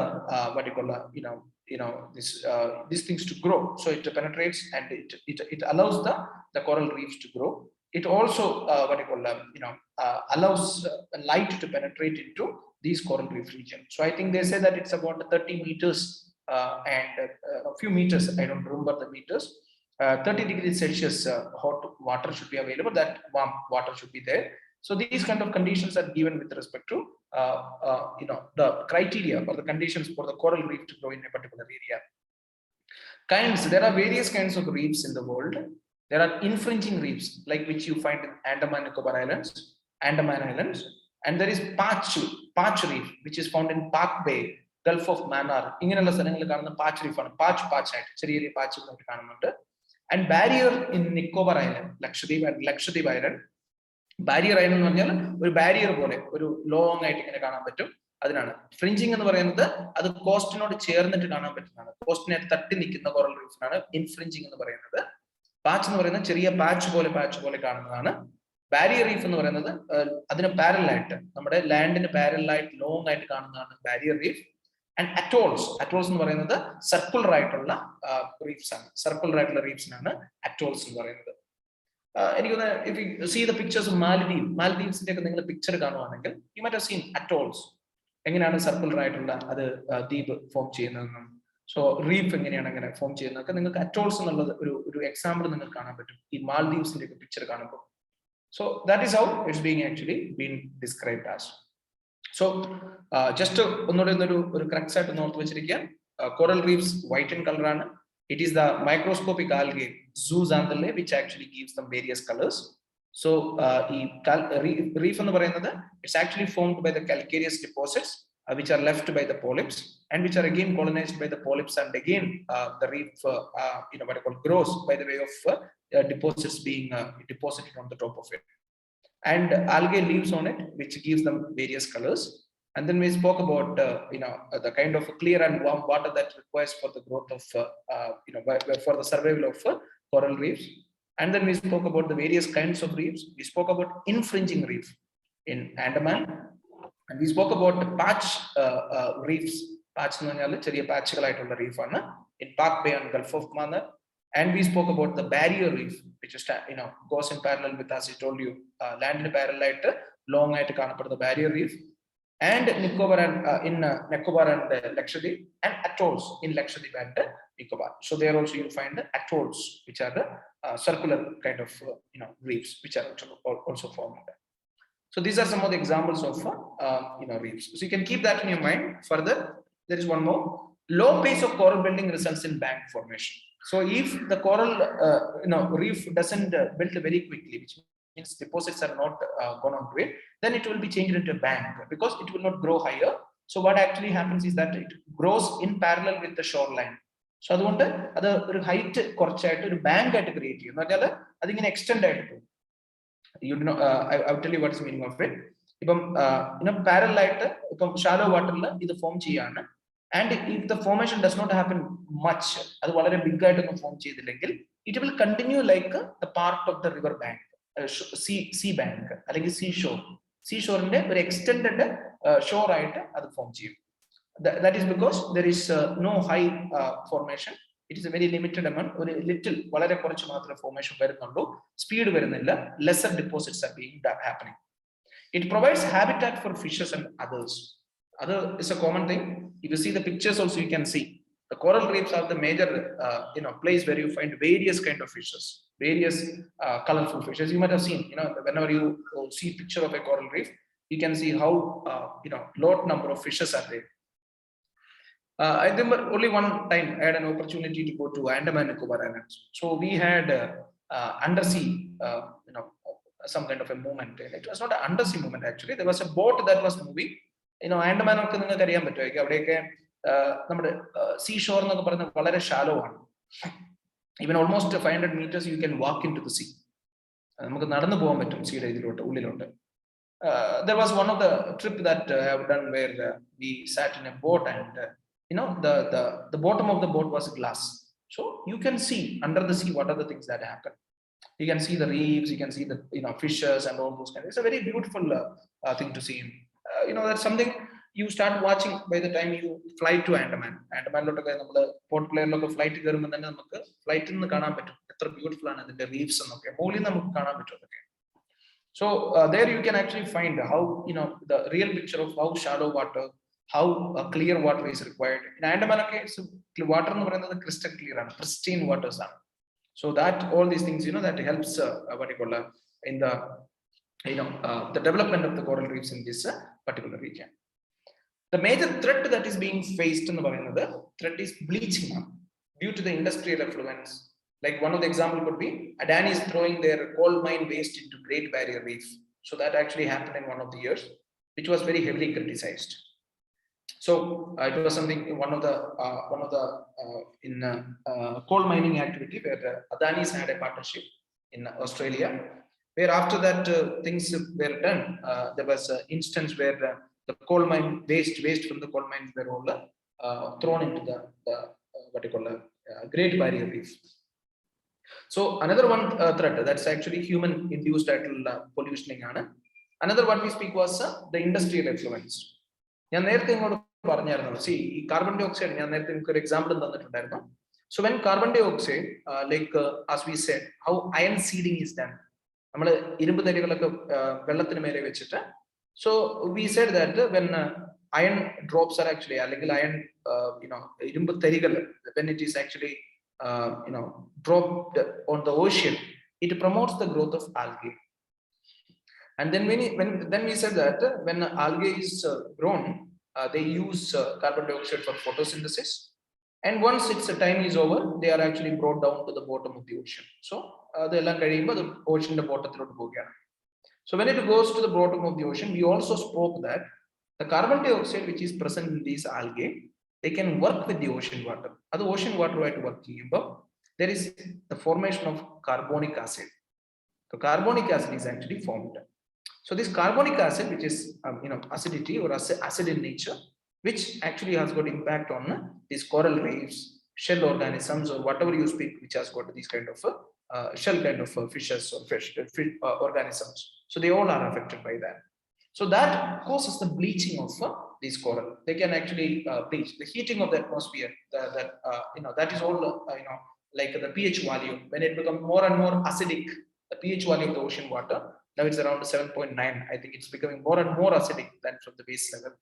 So the acidic nature of the ocean water, it can increase the bleaching process of the coral reefs. Pesticides, chemical pollution, shipping, tourism, thermal pollution. You see, heat in the heating of the ocean water, thermal pollution. How does it happen? There have been a lot of recent comments like how the industrial effluents, without being heated, are put into the ocean water. I think there was also stories with respect to the nuclear reactors. Nuclear reactors which are set up near the, almost all the nuclear reactors are in the sea shores. So when they are set up, shores in the sense very near to the seaside, it may be because the water that is needed, or maybe the reason for the throwing the hot water back into the ocean. Very high hot water actually is flown in, it's actually directed to the ocean region. So that may be one of the reasons for it. So what happens is that the water has to be treated. It has to be brought in normal temperature before the putting into the ocean, but it doesn't happen. So imagine the kind of impact this heated boiling water can cause to the ocean organisms. So this, when it happens to the coastal side where reefs are there, they will be impacted very badly. So there is thermal pollution, there is shipping, there is tourism activities. Like I gave the example of Great Barrier Reef. How too much of tourism, how too much of shipping activities affecting the various reef and the reef islands in the Great Barrier Reef. So that is something that you can keep in your mind. Pesticides and chemical pollution, they are all some of the examples for it. Now, bleaching is, now what is bleaching? Now see that thing, that is very important. Bleaching is the paling of coral color. The densities of zooxanthellae decline. So when bleaching happens, what actually happens is that it affects the zooxanthellae. The colors completely decline, which means that the zooxanthellae are completely dead, which means the color gets declined completely. So photosynthesis pigments fall. So there will not be photosynthesis. Corals lose around 60 to 90% of zooxanthellae, and zooxanthellae loses around 50 to 80% of pigments. If continued, then it dies. For example, if zooxanthellae loses their photosynthetic pigments, and when corals lose 60 to 90% of the zooxanthellae, then if it continued, then the complete zooxanthellae will be dead. So when the zooxanthellae is dead, we call it as the coral bleaching. So imagine if the zooxanthellae loses the photosynthetic pigments, then suddenly, if it happens continuously, then the corals will lose around 60 to 90% of the zooxanthellae, and if it is continued, it dies. It dies in the sense, not the reef, I mean, it is a zooxanthellae that is over, and when the zooxanthellae dies, the colors goes, we call it as the coral is bleached, the reefs are bleached. So what does it mean by coral bleaching? It is the death of the zooxanthellae. How does it actually happen? It can happen due to pollution, the shipping, tourism, other kind of thermal pollution, all these kind of things, by which there could be chances of the colors of zooxanthellae being lost, which means the pigments of the zooxanthellae being lost. And when the photosynthetic pigments of the zooxanthellae is being lost, they cannot, perform photosynthesis. When photosynthesis cannot be performed, they die. When they die, the color is lost, and we say that the coral reefs have been bleached. So this is the bleaching of the coral reef. You can keep that in your mind. So if you say 60 to 90% of the zooxanthellae is not alive on the coral reef, you can see, the color has been lost, which means you can see like the zooxanthellae has, it has been lost, which means that the coral reefs have completely lost its color. So we call that one as the bleaching of the coral reef. So just you can remember what is it? In the coral reef, it is the calcareous deposits which is being deposited upon by the polyps. And then we spoke about how the zooxanthellae lives on them and give them colors, and we see it as we see now. And we also spoke about the hard and soft corals. Hard corals allows to form the coral reefs, and soft corals do not allow the formation of the coral reefs. And then when we also spoke about what are the basic threats of coral reefs. We spoke about how bleaching happens, and then how the coral reefs get affected. Now there is a topic on the wetlands. Are you all listening? Are you all listening? I'm so sorry that I'm just going on like this. If you have got any questions, you can ask me to stop and ask the question. Are you all listening? All is well? All clear? Yes, sir. Clear? Yeah.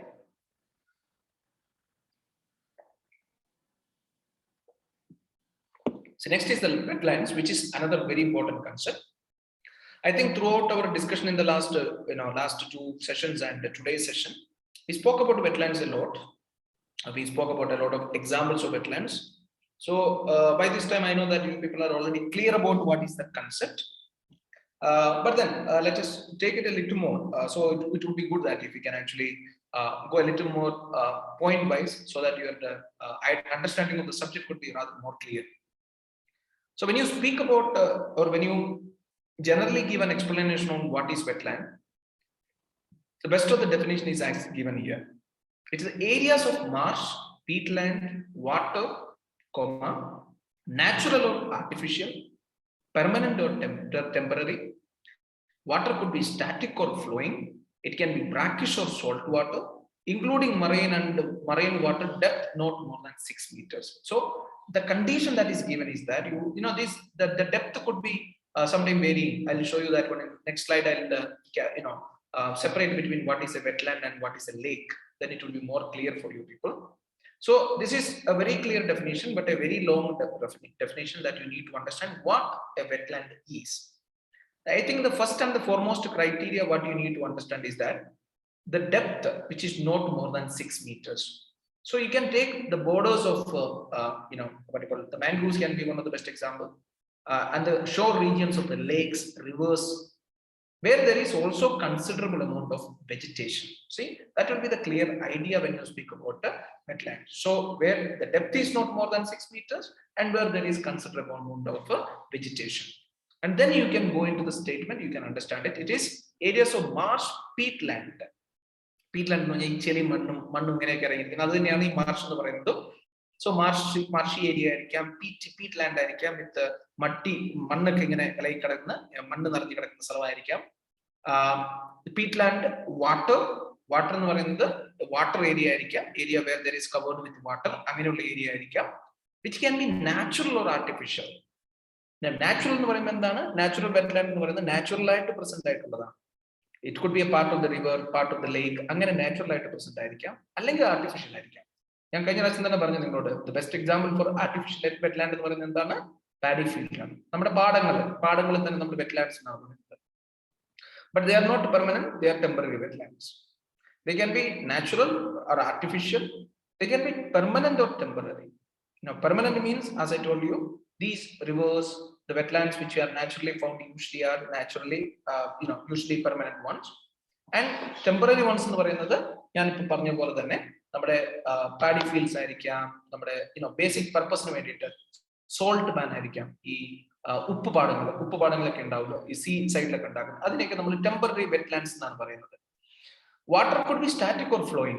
But lake ആയിരിക്കാം, river ആയിരിക്കാം, static ആയിരിക്കാം, flowing ആയിരിക്കാം.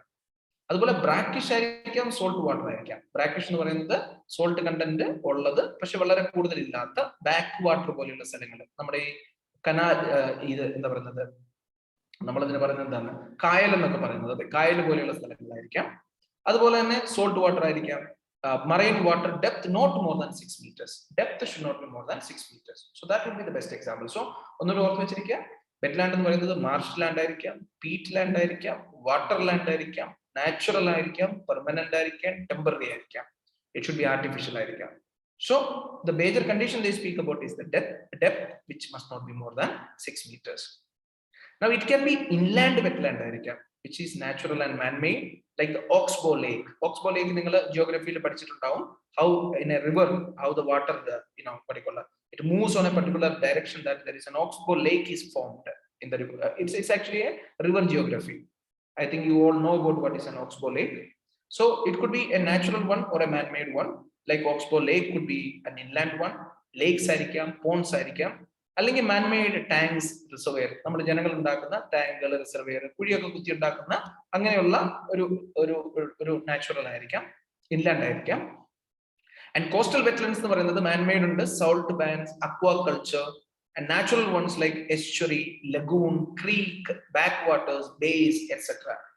So these are some of the best examples of what wetland is altogether. So inland wetlands are available, marine wetlands are available, natural are there, artificial are there, man-made are there. So in the coastal side, when you speak about them, the salt pans, uppu padangal, ഞാൻ നിങ്ങളോട് നേരത്തെ പറഞ്ഞു. So the uppu padangal അല്ലെങ്കിൽ even aquaculture, the kind of cultivation that you do in the border, borders with the sea or water, the coastal side, and natural like estuary ഉണ്ടാവാം, lagoon, these are all wetlands. So usually what happens is that people always get confused about a definition for a lake and wetland. That you will be able to clear in the next one of the slide. But don't worry about that. What you need to understand, വെള്ളത്തിൽ മുങ്ങി കിടക്കുന്ന അല്ലെങ്കിൽ മട്ടിയായിട്ട് നിറഞ്ഞ് അല്ലെങ്കിൽ ആ ഒരു മോഡലിൽ ഇരിക്കുന്ന സ്ഥലത്തിനെയാണ് നമ്മൾ വെറ്റ്ലാൻഡ് എന്നൊരു ഡെഫിനേഷനിൽ കൊണ്ടുവരുന്നത്. And when you speak about it, I think yeah, so you don't have to think about it being only in a low place. Okay, that is one thing I think it has been missed here. You also have got wetlands which can be in the Himalayan region. You can also have the wetlands in the lowest of the places to the highest of the places. High top level wetlands. I remember visiting one of the places, that's the Somorori, Pangong Soin. That's actually a very beautiful lake on the top, bordering with China. It's a beautiful place in Ladakh. So you will understand, the wetlands in both the places, like how it's a natural wetland and their artificial wetlands where you see the fields or farms and all those kind of places where the people are working, cultivating, crops. So all these places can be brought into what we call even the highest of the mountains, the lowest of the places, the coastal region, inland region, everything can be brought into the concept of wetlands. Now, what are the functions that is being performed from there? This is very important. So one of the first function that we can speak would be the purification of the water. See, considerable vegetation, that becomes an important component of a wetland. So if there is vegetation, what actually happens is that it can actually allow the water to go through. The vegetation. So it helps in purifying the water. So that actually helps in a natural purification of the water. So all വളരെ disturbed ആയിട്ടുള്ള അല്ലെങ്കിൽ വളരെ turbulent ആയിട്ടുള്ള ഒരു എന്തെങ്കിലുമൊക്കെ നടന്നു കഴിഞ്ഞാൽ അത് കഴിഞ്ഞാൽ വെള്ളം ഇളകി വരുമ്പോൾ ഈ പുല്ലുകളുടെ ഇടയ്ക്കൂടെ പോയി വരുമ്പോൾ so it actually helps in a kind of a purification, which actually is one of the functions that is being performed by wetlands. Now, filtration of sediments and nutrients, very clear. If you imagine that if there is a flood coming in, it could be carrying all the nutrients from the top of the soil. But if there is a wetland on the way, what will happen? It will stop the movement of the nutrients and only the water will be allowed to move out of it. Because of the vegetation, it stops all the important nutrients from there. So this is one thing you need to understand. So what actually happens is that the nutrients all get stuck. It would not be, it's something like it can be helping to stop the nutrients moving into the rivers and other water bodies. So this happens with the help of wetlands. Floods mitigation. One of the foremost and most important thing if you are speaking about what has been happening in India in the last few years. ഞാൻ നിങ്ങളോട് അത് പറഞ്ഞു. ഇപ്പൊ ചെന്നൈ എന്നൊക്കെ പറയുമ്പോൾ നിങ്ങൾക്കറിയാം ഒരു എന്തെങ്കിലും ഒരു ഫ്ലഡ് വന്നു കഴിയുമ്പോൾ വളരെ എപ്പോഴും നമ്മൾ കേൾക്കുന്ന ഒരു പേരാണ് ചെന്നൈ. കാരണം എന്താണെന്ന് വെച്ചാൽ വളരെ ഹെവി കേസസ് ആണ് അവിടെ വരുന്നത്. കാരണം ഫ്ലഡ് എന്ന് പറഞ്ഞ് ചെറിയൊരു മഴ പെയ്തു കഴിഞ്ഞാൽ തന്നെ വളരെ ഹെവി ആയിട്ട് ഫ്ലഡ് ആണ് അവിടെ വരുന്നത്. കാരണം എന്താണെന്ന് ചോദിച്ചിട്ടുണ്ടെങ്കിൽ the wetlands which used to be the most important component in absorbing this surplus water because of the flood, that all have been destroyed for building constructions and other kind of activities. So flood mitigation എന്ന് പറയുന്നത് അതിന്റെ ഒരു method എങ്ങനെയാണെന്ന് ചോദിച്ചിട്ടുണ്ടെങ്കിൽ the wetlands functions like a sponge. That's the definition. It functions like a sponge. So if there is a surplus water, it is capable of absorbing it. If there is deficit water, it is capable of discharging more water from inside, which means that it's already having that water kind of thing inside. So it is capable of discharging water if there is a need for water. So that is how it actually does the function like a sponge. Now, it's also a habitat. For example, wetlands, bird sanctuary, if you have gone to bird sanctuaries, you will find they are all beautiful wetlands. Bird sanctuary, it can help the birds to survive. It helps the birds to to have all the most important times of its life, like the birth of it, its survival, its growth, everything happens in this wetland region. It has got food, water, everything available there. It actually provides a habitat to many of the animals, many of the organisms. It also helps in groundwater recharging. Ground water available, it is capable of recharging those areas because it has got water available in it. So whenever there is a deficit of water, it is capable of recharging the groundwater. This is another very important thing. Livelihood opportunities like fish. Just take the example of fish. The number of the kind of fishes that is available there, and as it told, the herbs, shrubs, all those beneficial things, like how it supports the human beings, the grazing areas, grazing ground for the animals. But overgrazing has destroyed the wetlands, but leaving that, it's good enough for grazing for the animals. And it can also buffer shorelines against erosion, something we discussed before itself. It can buffer the shoreline from erosion. Erosion നമ്മൾ സഹായിക്കുന്നത്, for example, വെള്ളം കയറി വന്നു കഴിഞ്ഞാൽ ഇപ്പൊ അവിടെ ഈ ചെടികളൊന്നും ഇല്ലെങ്കിൽ എന്താണ് സംഭവിക്കുന്നത്? ഈ നദിയിൽ നിന്നൊക്കെ വെള്ളം വന്നിട്ട് ലാൻഡിൽ കയറി ആ ലാൻഡിനെ കൊണ്ട് എടുത്തോണ്ട് പോകും. പക്ഷെ അത് പുല്ലുകളൊക്കെ നിറഞ്ഞു കിടക്കുന്ന ഒരു സ്ഥലമാണെങ്കിൽ it will not affect that. The sea will, the river will come in and then it won't take away anything because the grass has already kept the things very strong. അതൊക്കെ നിങ്ങൾ കണ്ട് നമുക്ക് കണ്ടു തന്നെ കാണാൻ പറ്റുന്ന കുറെ കാര്യങ്ങളാണ്. അപ്പൊ നിങ്ങൾ നദികളിലേക്ക് തീരത്ത് പോവുകയാണെങ്കിൽ അവിടെ പുല്ലുകളൊക്കെ ഉള്ള സ്ഥലമാണെങ്കിൽ നിങ്ങൾക്കറിയാം, വെള്ളം കയറി വെള്ളം ഇറങ്ങി പോവുകയുള്ളൂ. പക്ഷെ മണ്ണൊക്കെ ഉള്ളതാണ്, മണ്ണ് ഇടിച്ചുകൊണ്ട് പോകും.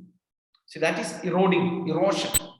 ബട്ട് പുല്ലുള്ള സ്ഥലം അല്ലെങ്കിൽ ഒരു വെറ്റ്ലാൻഡ് പോലെ ഇങ്ങനെ നിറഞ്ഞു കിടക്കുന്ന ഒരു സ്ഥലമാണെങ്കിൽ വെള്ളം കയറി വെള്ളം ഇറങ്ങിപ്പോകും. It won't affect. But if there is no wetlands or anything like that, it destroys that land. It takes the mud away. Along with the mud, it erodes a very important area of the land. So that is something that you need to understand. So it prevents the shoreline against erosion. Now, what are the causes of diminishing wetlands? First of the thing would be overgrazing. Grazing is nalla salamana, but the overgrazing becomes a reason for the destruction of the wetlands. Agriculture, this is one thing. You are cleaning most of the wetlands and you are initiating agriculture into it. So agriculture becomes another reason. Industrial effluence, this is another one. So here what actually happens is that the industrial effluence becomes another one, because the companies which are located nearby or other kind of small industries, they throw in all these kind of waste into these wetland area. It's a very clear thing. You can see, if you find any places which can be written as a wetland, you can see how people treat that area, how that area gets destroyed because of throwing about all these kind of waste. Domestic waste, the best example would be Loktak Lake. We spoke about the Loktak Lake, how the people are making use of these lakes for their daily activities and how they are throwing in the waste and destroying the particular environment there. And pollution, habitat destruction, they are destroying the habitat. Some of the best example could be the Chennai and other cities. Removal of sands and climate change, etc. So these are some of the reasons for the destruction of the wetlands. We spoke about the function like the water purification, filtration of sediments, nutrients, floods mitigation, and we also said it can provide habitat to organisms. It can help in groundwater recharging when there is less amount of water available in the particular area. And we spoke about livelihood opportunities, how people can depend upon this area, like catching fish, herbs, and different other kind of activities available. And we spoke about the shorelines, how they are being protected from erosion. And also we spoke about the different reasons for the diminishing of the wetland in the country. Spoke about overgrazing, how too much of grazing is affecting the wetland. how agriculture, increasing and expanding agriculture into these areas are affecting industrial effluents, how these waste are thrown into the river, what you call wetlands, and how they affected domestic waste and pollution and the destruction of the habitats. That is another one. And sand removal, how the sand is removed. You know that is actually happening in the shorelines and all those things. You know, they remove the sand. Along with that, you know, the wetland also get exposed. So which actually destroys these wetlands completely. And the climate change. That would be one reason that you will find for everything that happens in the world. So climate change is one another reason. Now just we'll run through it. Wetlands are very critical in the ecosystem, like a sponge. It sustains life of animals, migrant birds, livelihoods, etc. Ramsar Convention and Montreal Accord, which are some of the most important of the agreements that have been in picture with respect to protection of wetlands. Now, some of the examples have been written, like the Kashmir flood that happened during 1516. I don't remember the year. During that time, the lack of wetlands caused the floods. It destroyed, it was destroyed by the human by way of developmental activities, encroachment, and there was a loss of river banks and silt deposited in the dams and others, which actually reduced the height of these dams. And there was the loss of wetlands like at Badmalun, Rakhi Gandaksha, Marnalla, and Dudhgaya. Don't have to remember all these things. You only need to understand what I was telling. Like in the Kashmir floods, what actually happened was that it was because of the destruction of the wetlands. And they destroyed it by the way of developmental activities like encroachment. And the river banks have been completely lost. So now what happened? There is a route for the river to flow. The river Koshi river Ayappan Koshi river Kosi. I say better Kosi. River Kosi is in Bihar. We also call it as the something like a Soro of Bihar, like the Damodar river, Soro of Bengal, Soro of Bihar and Kosi river. It can actually flow kilometers far away from its original route of flowing. That original kilometer route. For example, in the Vadi could an flood over Vadi Mari, so which actually happens is one of the biggest danger. And the reason of human being one. But Namaka river flow line under now the river does not have a place to flow, so it will find its own course. Course find other course find. So that is one thing. So there have been encroachment, loss of river banks, and silt deposit in dam. The dam will like a silt deposit depth it will not have the capacity to carry more water, which actually allows the water to flow out of the dam. This is another one. Silt deposit is one of the other thing. And number of wetlands have been lost in Kashmir. So Kashmir floods have been found to be caused by the loss of wetlands. Nothing more than that. Can you know, you people understood what is wetland, what are the functions performed by wetlands, and what are the reasons for the destruction of the wetlands, along with the the examples of what happens when the wetland ecosystem is destroyed. Can I think it's okay, all of you? I'm not speeding it up, no? It's all okay, I think. All of you are getting it. Okay, Nandu says it's okay. So I think all you should be finding it fine. So that is about the basic on wetlands. I think, yeah. Now is the one that you have been waiting, the difference between lakes and wetland. I know you are not mean. I am waiting actually to explain to you what is the difference between lakes and wetland. So this is you can something you can see it. So here they give a clear distinction between what is a lake and what is a wetland. And this would be very clear. You just go through it, you can see, and then I'll explain. It will be more clear.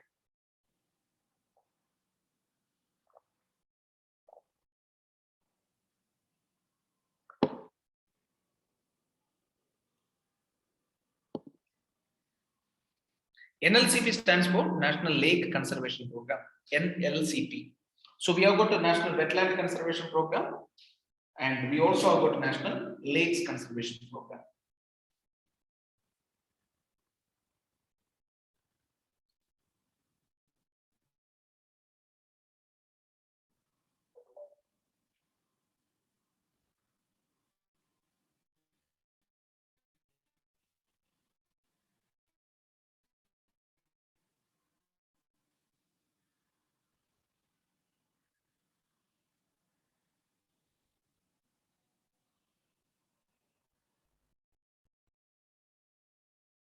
Okay, so I think it's clear. Give me.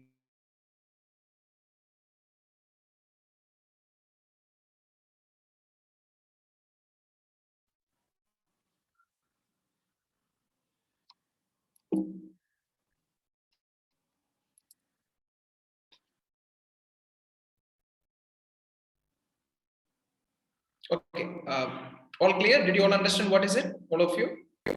All of you have understood it?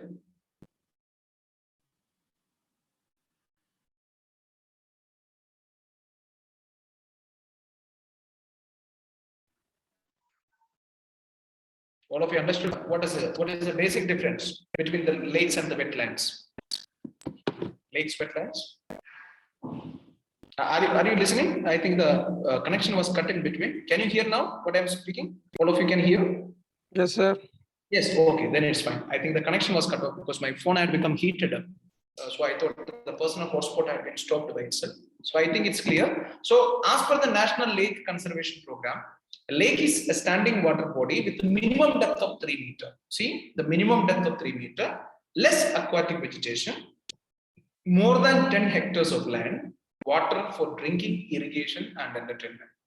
So water in a lake is mainly used for the drinking, irrigation, and entertainment. You just go through that. That's a very simple definition that you can give when you speak about a lake. So first thing it says that it's a minimum depth of 3 meters. So which means that it should have a minimum depth of 3 meters. Less than that, you will not be counting it as a lake. Second one, there will be less aquatic vegetation. The aquatic vegetation should be a vast land. There should be more than 10 hectares of land. And the water in the lake is used for drinking, irrigation, and entertainment. But when you speak about wetland, the basic difference we speak about it is excessive vegetation present in wetland. And could be floating area, submerged area. Vegetation submerged vegetation, and the depth is maximum 6 meters. It should not be more than 6 meters. You see, in the lakes, they said minimum 3 meters, and here maximum 6 meters. And growth of vegetation is very important to help it to do the function. So vegetation is the most important component when you are speaking about the wetland. But wetland in the very important component particular, it's vegetation. So wetlands are more important in number of functions it does over the lakes. Lakes function wetlands perform more functions than the lake. So that is something that you need to understand. So it's a clear thing. When you speak about a lake, according to the National Lake Conservation Program, it's a standing water body with a minimum depth of 3 meters. And it will have less aquatic vegetation. And the water is mainly used, it's a vast land, and water is used mainly for the drinking, irrigation, and entertainment. And when you speak about wetlands, the basic difference that happens is the excessive vegetation present in the wetland. And it could be floating vegetation or submerged vegetation. And the depth is maximum 6 meters, 3 to 6 meters is the depth. And the growth of vegetation becomes very important. And when you're speaking about the functions, more number of functions are performed by the wetlands than the lakes. So the lakes have got lesser functions when you are comparing it with the wetlands. Wetlands perform more functions than the lakes. Now, the wetlands in India, there are 27,000, and more than wetlands in India. 23,000 are in inland, and 3,000. Don't pick up the number. The number could be always different. It occupies 18.4% of country's area that you can use, and 70% is under paddy cultivation. So if you're speaking about the wetland, it's occupying around 18.4% of the country's area, and 70% of the total wetlands are, as we said before itself, it is the paddy area, paddy cultivation. There are high altitude wetlands in Himalayas, and there are also wetlands in the floodplains, and also in the river systems, and saline wetlands and temporary wetlands in arid and semi-arid. We already discussed it, don't worry about it. National Wetland Conservation Program in 1985-86, there are 115 wetlands identified to prevent degradation, benefit communities, and provide financial assistance to undertake the program. This one we already discussed. When I was telling you about the Loktak Lake, I was telling you that it is one of the 115 wetlands identified for the wetlands of national importance. And when you speak about wetlands of national importance, the idea is that it is the responsibility of the government to prevent degradation and also to help it to benefit the communities and provide financial assistance for the undertaking program for cleaning and other activities. So this is something that you need to understand. So first one, we spoke about what is the difference between lakes and wetland. And now we are speaking about the number of wetlands available. And we say that 70% of the wetlands in India are temporary wetlands, which is usually almost under the paddy cultivation. And then we spoke about the National Wetland Conservation Program started in India in 1985-86. And they were identified 115 wetlands. These are the wetlands that will be, specifically concentrated upon by the government, and they would have special programs for protecting the wetlands, also programs for the purpose of preventing degradation and trying to see that it helps the communities and providing financial assistance for its protection. Now, I think you don't have to go very deep into it. It's actually how the wetlands of national importance. 115 wetlands. How do you identify these wetlands of national importance? So, how to identify the wetlands of national importance? See, this is very deep.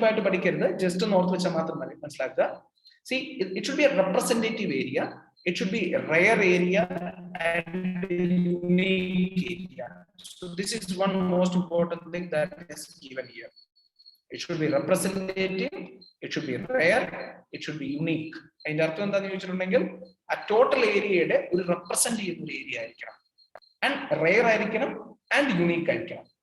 And it should be an area. So textual, don't worry about it. It is based on the Ramsar Convention. Ramsar Convention is based on. So first one, appropriate, rare, representative, and unique. Second one, because when you speak about, we have got 23,000. See, this is 27,000 wetlands, and you need to choose 115 wetlands. That is the condition.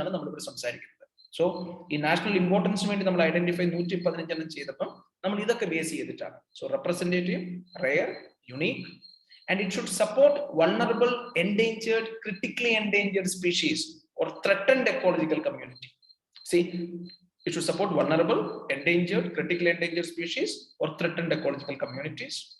Now, plant or animal species in critical age of life cycle. Plant or animal in a critical stage. And the critical stage, usually when you speak about a critical stage, it is the growth stage, birth and the growth stage. Death is critical, that's always the end here. But that's the birth, growth, breeding, that's growth support. It should support 20,000 or more water birds, 1% of the species of subspecies of water birds, and specific proportion of fish which benefit out of the wetland, source of the food for fishes, ecotourism, scenic values and education opportunities, cultural heritage, etc. So these are the features. You don't look into every feature. You find some of the features are being covered. You find it is a wetland of national importance. So, 20,000 water birds support 1% of a species or subspecies of water birds. Species in subspecies support fishes available. Fishes in the food available. Ecotourism, scenic values, education opportunities present. Or it could be a cultural heritage, significant cultural heritage, natural heritage. Enthengil available cultural heritage related. Angനെയുള്ള ഇതെല്ലാം കൂടെ കൂട്ടിയിട്ടാണ് നമ്മൾ ഒരു area അല്ലെങ്കിൽ ഒരു വെറ്റ്ലാൻഡിനെ if the wetland is of national importance that is being identified. So ഇത് എന്ന് പറയുന്നത് നമ്മുടെ റംസാർ കൺവെൻഷനിൽ കൊടുത്തിരിക്കുന്ന അതേ ക്രൈറ്റീരിയ ആണ്. So don't have to look into much about it. So it is a criteria that is provided by the Ramsar Convention. So according to the Ramsar Convention, what are the things that is being defined, taken? All these criteria have been defined for the purpose of identifying wetlands of national importance. So all these things you can just roughly keep in your mind. Don't have to learn it by heart.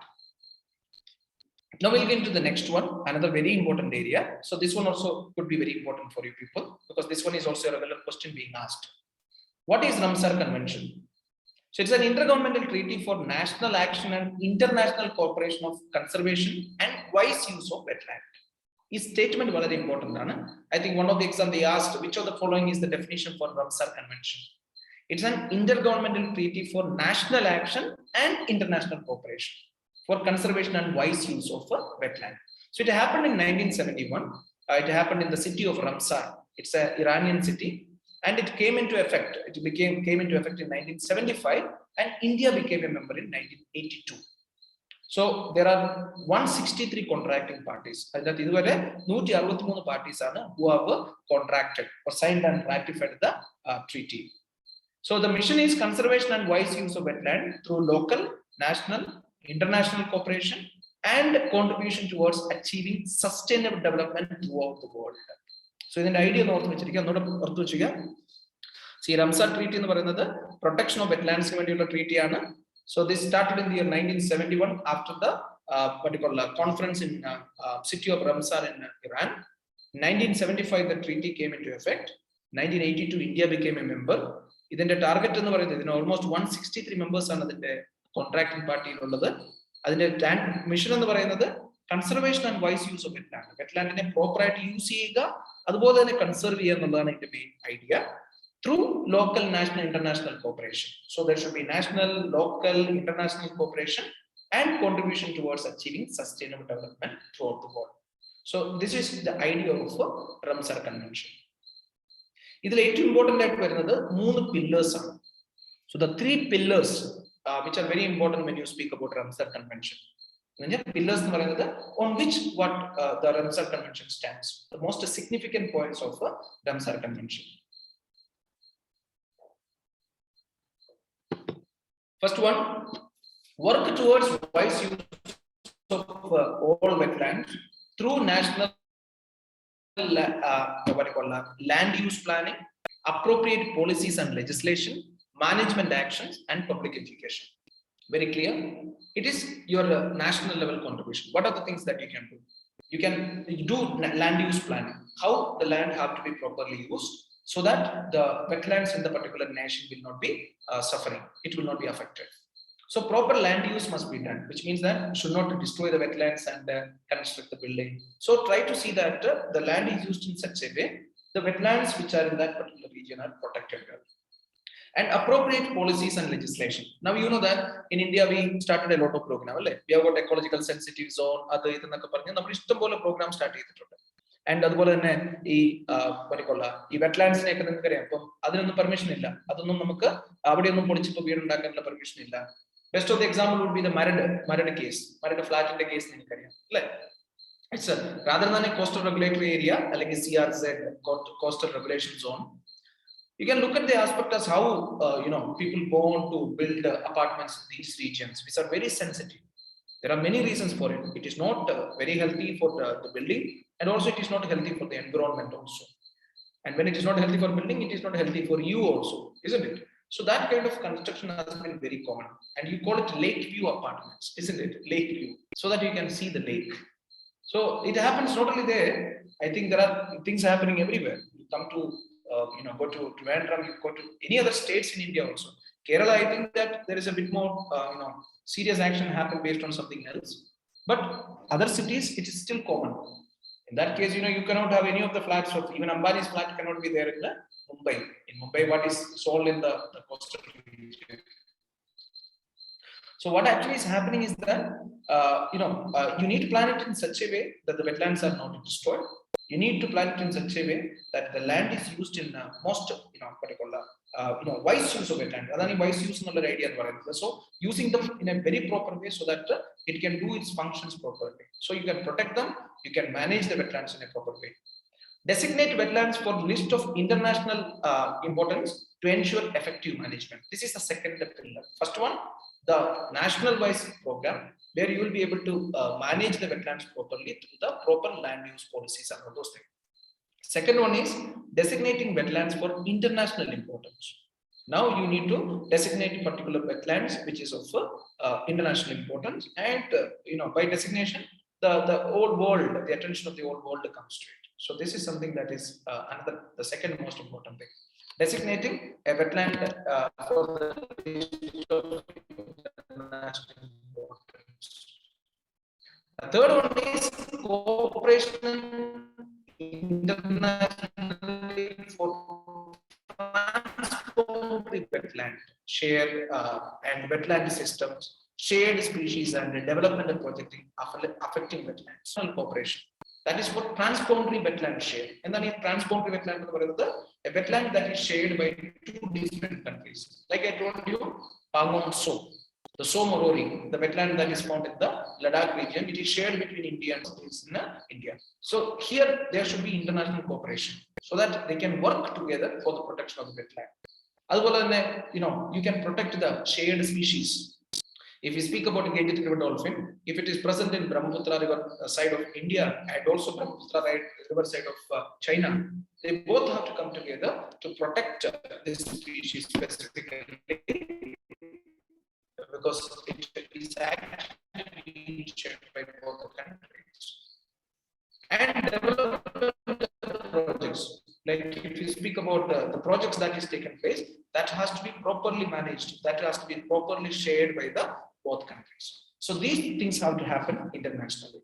So these are when you people prepare for the examination, or when you are going to write your examination, this is something that will be more important when you speak about the Ramsar Convention. So Ramsar Convention, it is a treaty for the protection of wetlands and the wise use of wetlands. The treaty happened after the convention that happened in the city of Ramsar in Iran. And later what happens is that in 1985, it comes into 75, it comes into effect. And in 1982, India also becomes a member of the convention. So here, the convention has 163 contracting parties. So their idea is there should be local actions, there should be national actions, and international action for the protection of the wetlands which are present in the different nations. And then we're discussing about the three important pillars of Ramsar Convention.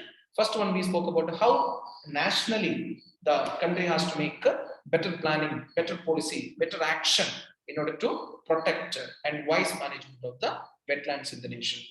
Second one, we said that the designation of wetlands from every country for international importance, so that they can list down those wetlands as wetlands of international importance, and then they can work towards protecting them. The last one is the protection and take care of transboundary wetlands. So the wetland systems, wetlands can be taken care by the countries which share these wetlands. So shared species and developmental projects must be also taken care well with the countries between whom the wetland is being shared.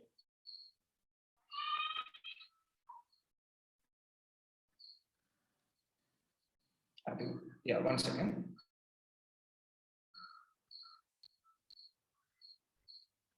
I think there is something I just missed about, 1 second. Yeah. So this one, this is something I added again, I think. Yes, Ramsar 3 pillars. Again. Yeah. So welcome. Yeah, this one we finished. This is from the previous. Yes. This is where we will be ending today's session. So here I just wanted to comment on with the Earth Overshoot Day. See, Earth Overshoot Day is a very important concept, and especially when we are looking at the capacity of the Earth, the biocapacity. Biocapacity means the capacity of Earth to produce for the people. ജനങ്ങൾക്ക് വേണ്ടി അല്ലെങ്കിൽ എർത്തിന്റെ നമ്മുടെ ഓർഗാനിസത്തിന് വേണ്ടി, organism എന്ന് പറയുന്നത് not only human being, for all animals and other living organism, അതിനുവേണ്ടി produce ചെയ്യാനുള്ള എർത്തിന്റെ കപ്പാസിറ്റിക്ക് പറയുന്ന പേരാണ് bio capacity. Now there is a concept what we call it as the Earth Overshoot Day. So this will be the last topic that will be finishing on that. The day Earth overshoots means the resources of a particular year gets over and we overuse since then. ഒരു വർഷത്തേന് earth produce ചെയ്യുന്നത് എപ്പോഴാണോ തീരുന്നത് ആ ഡേറ്റിന് പറയുന്ന പേരാണ് Earth Overshoot Day. So it's a very important concept. I just wanted to add with that the news that coming with respect to how it was actually brought down in 10 years of time. So you can see the days which given, then it will be easy for you to understand. I'll tell you how it is. You look at the first line in October 21 in 1993. That was the day Earth's whatever the production that Earth did for that year was over. എന്ന് പറഞ്ഞാൽ October 21 1993 ആ ഒരു 93 ജനുവരി മുതൽ December വരെ എത്രയാണോ എർത്തിന് produce ചെയ്യാൻ പറ്റിയത് അത് ഒക്ടോബർ 21 തന്നെ നമ്മൾ തീർത്തു. And October 22 മുതൽ നമ്മൾ overuse ചെയ്യുകയാണ്, which means that we are overusing the capacity of the earth. And see, in 2003, after 10 years, the October became September 22, which means that in September 22 itself, we completed what the complete year we should have been consuming. And in 2013, it became August. And in 2021, it's in July. And in 2022, we are going to see it because it's not at that time. So in 2022, it could be even coming to June. So another 5 or 6 decades, by 10 more years.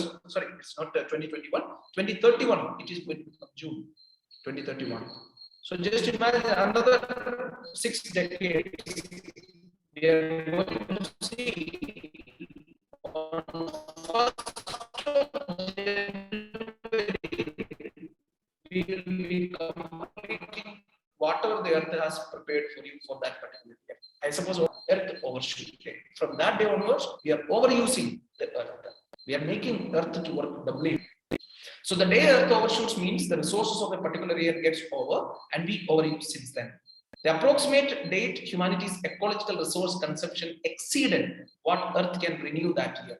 ഒരു വർഷം earth produce ചെയ്യാൻ പറ്റുന്നത് നമ്മൾ എപ്പോൾ exceed ചെയ്തു ആ ഡേറ്റിന് പറയുന്ന പേരാണ് earth overshoot day.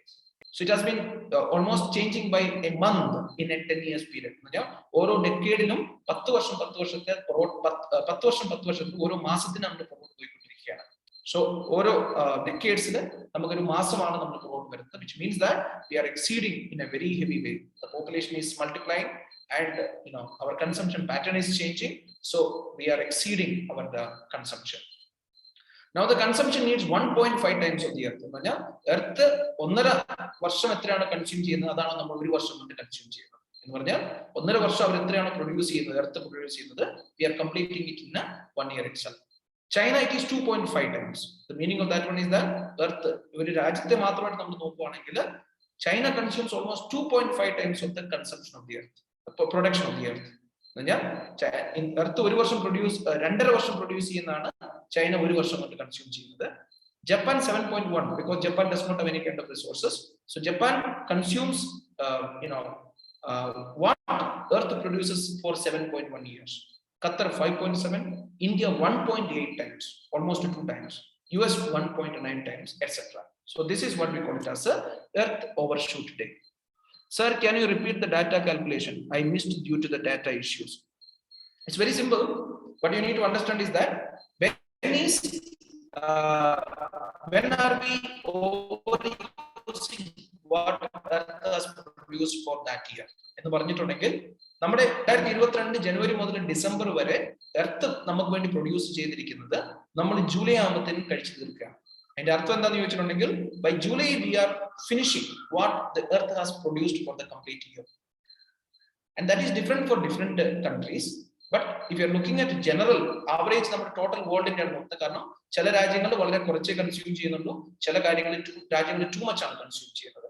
So for India we need 2 years earth capacity to live for 1 year.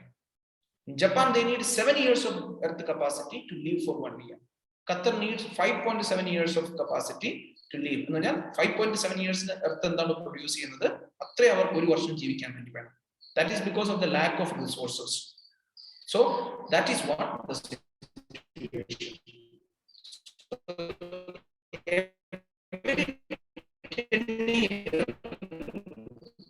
We are coming back by 1 month.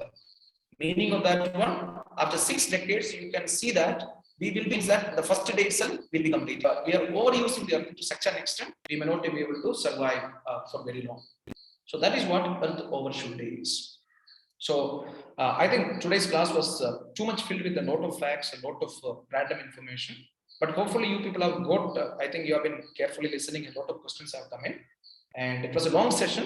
It's nice that you people have been sitting for the 6 hours rather than me teaching for 6 hours.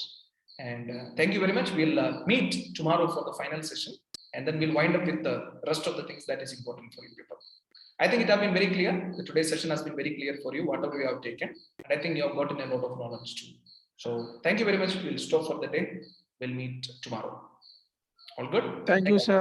Thank you very much. Thank you, Thank you, sir. sir. Thank you, sir. Thank you, sir. Thank you, sir. Thank you, sir. എന്റെ മോനെ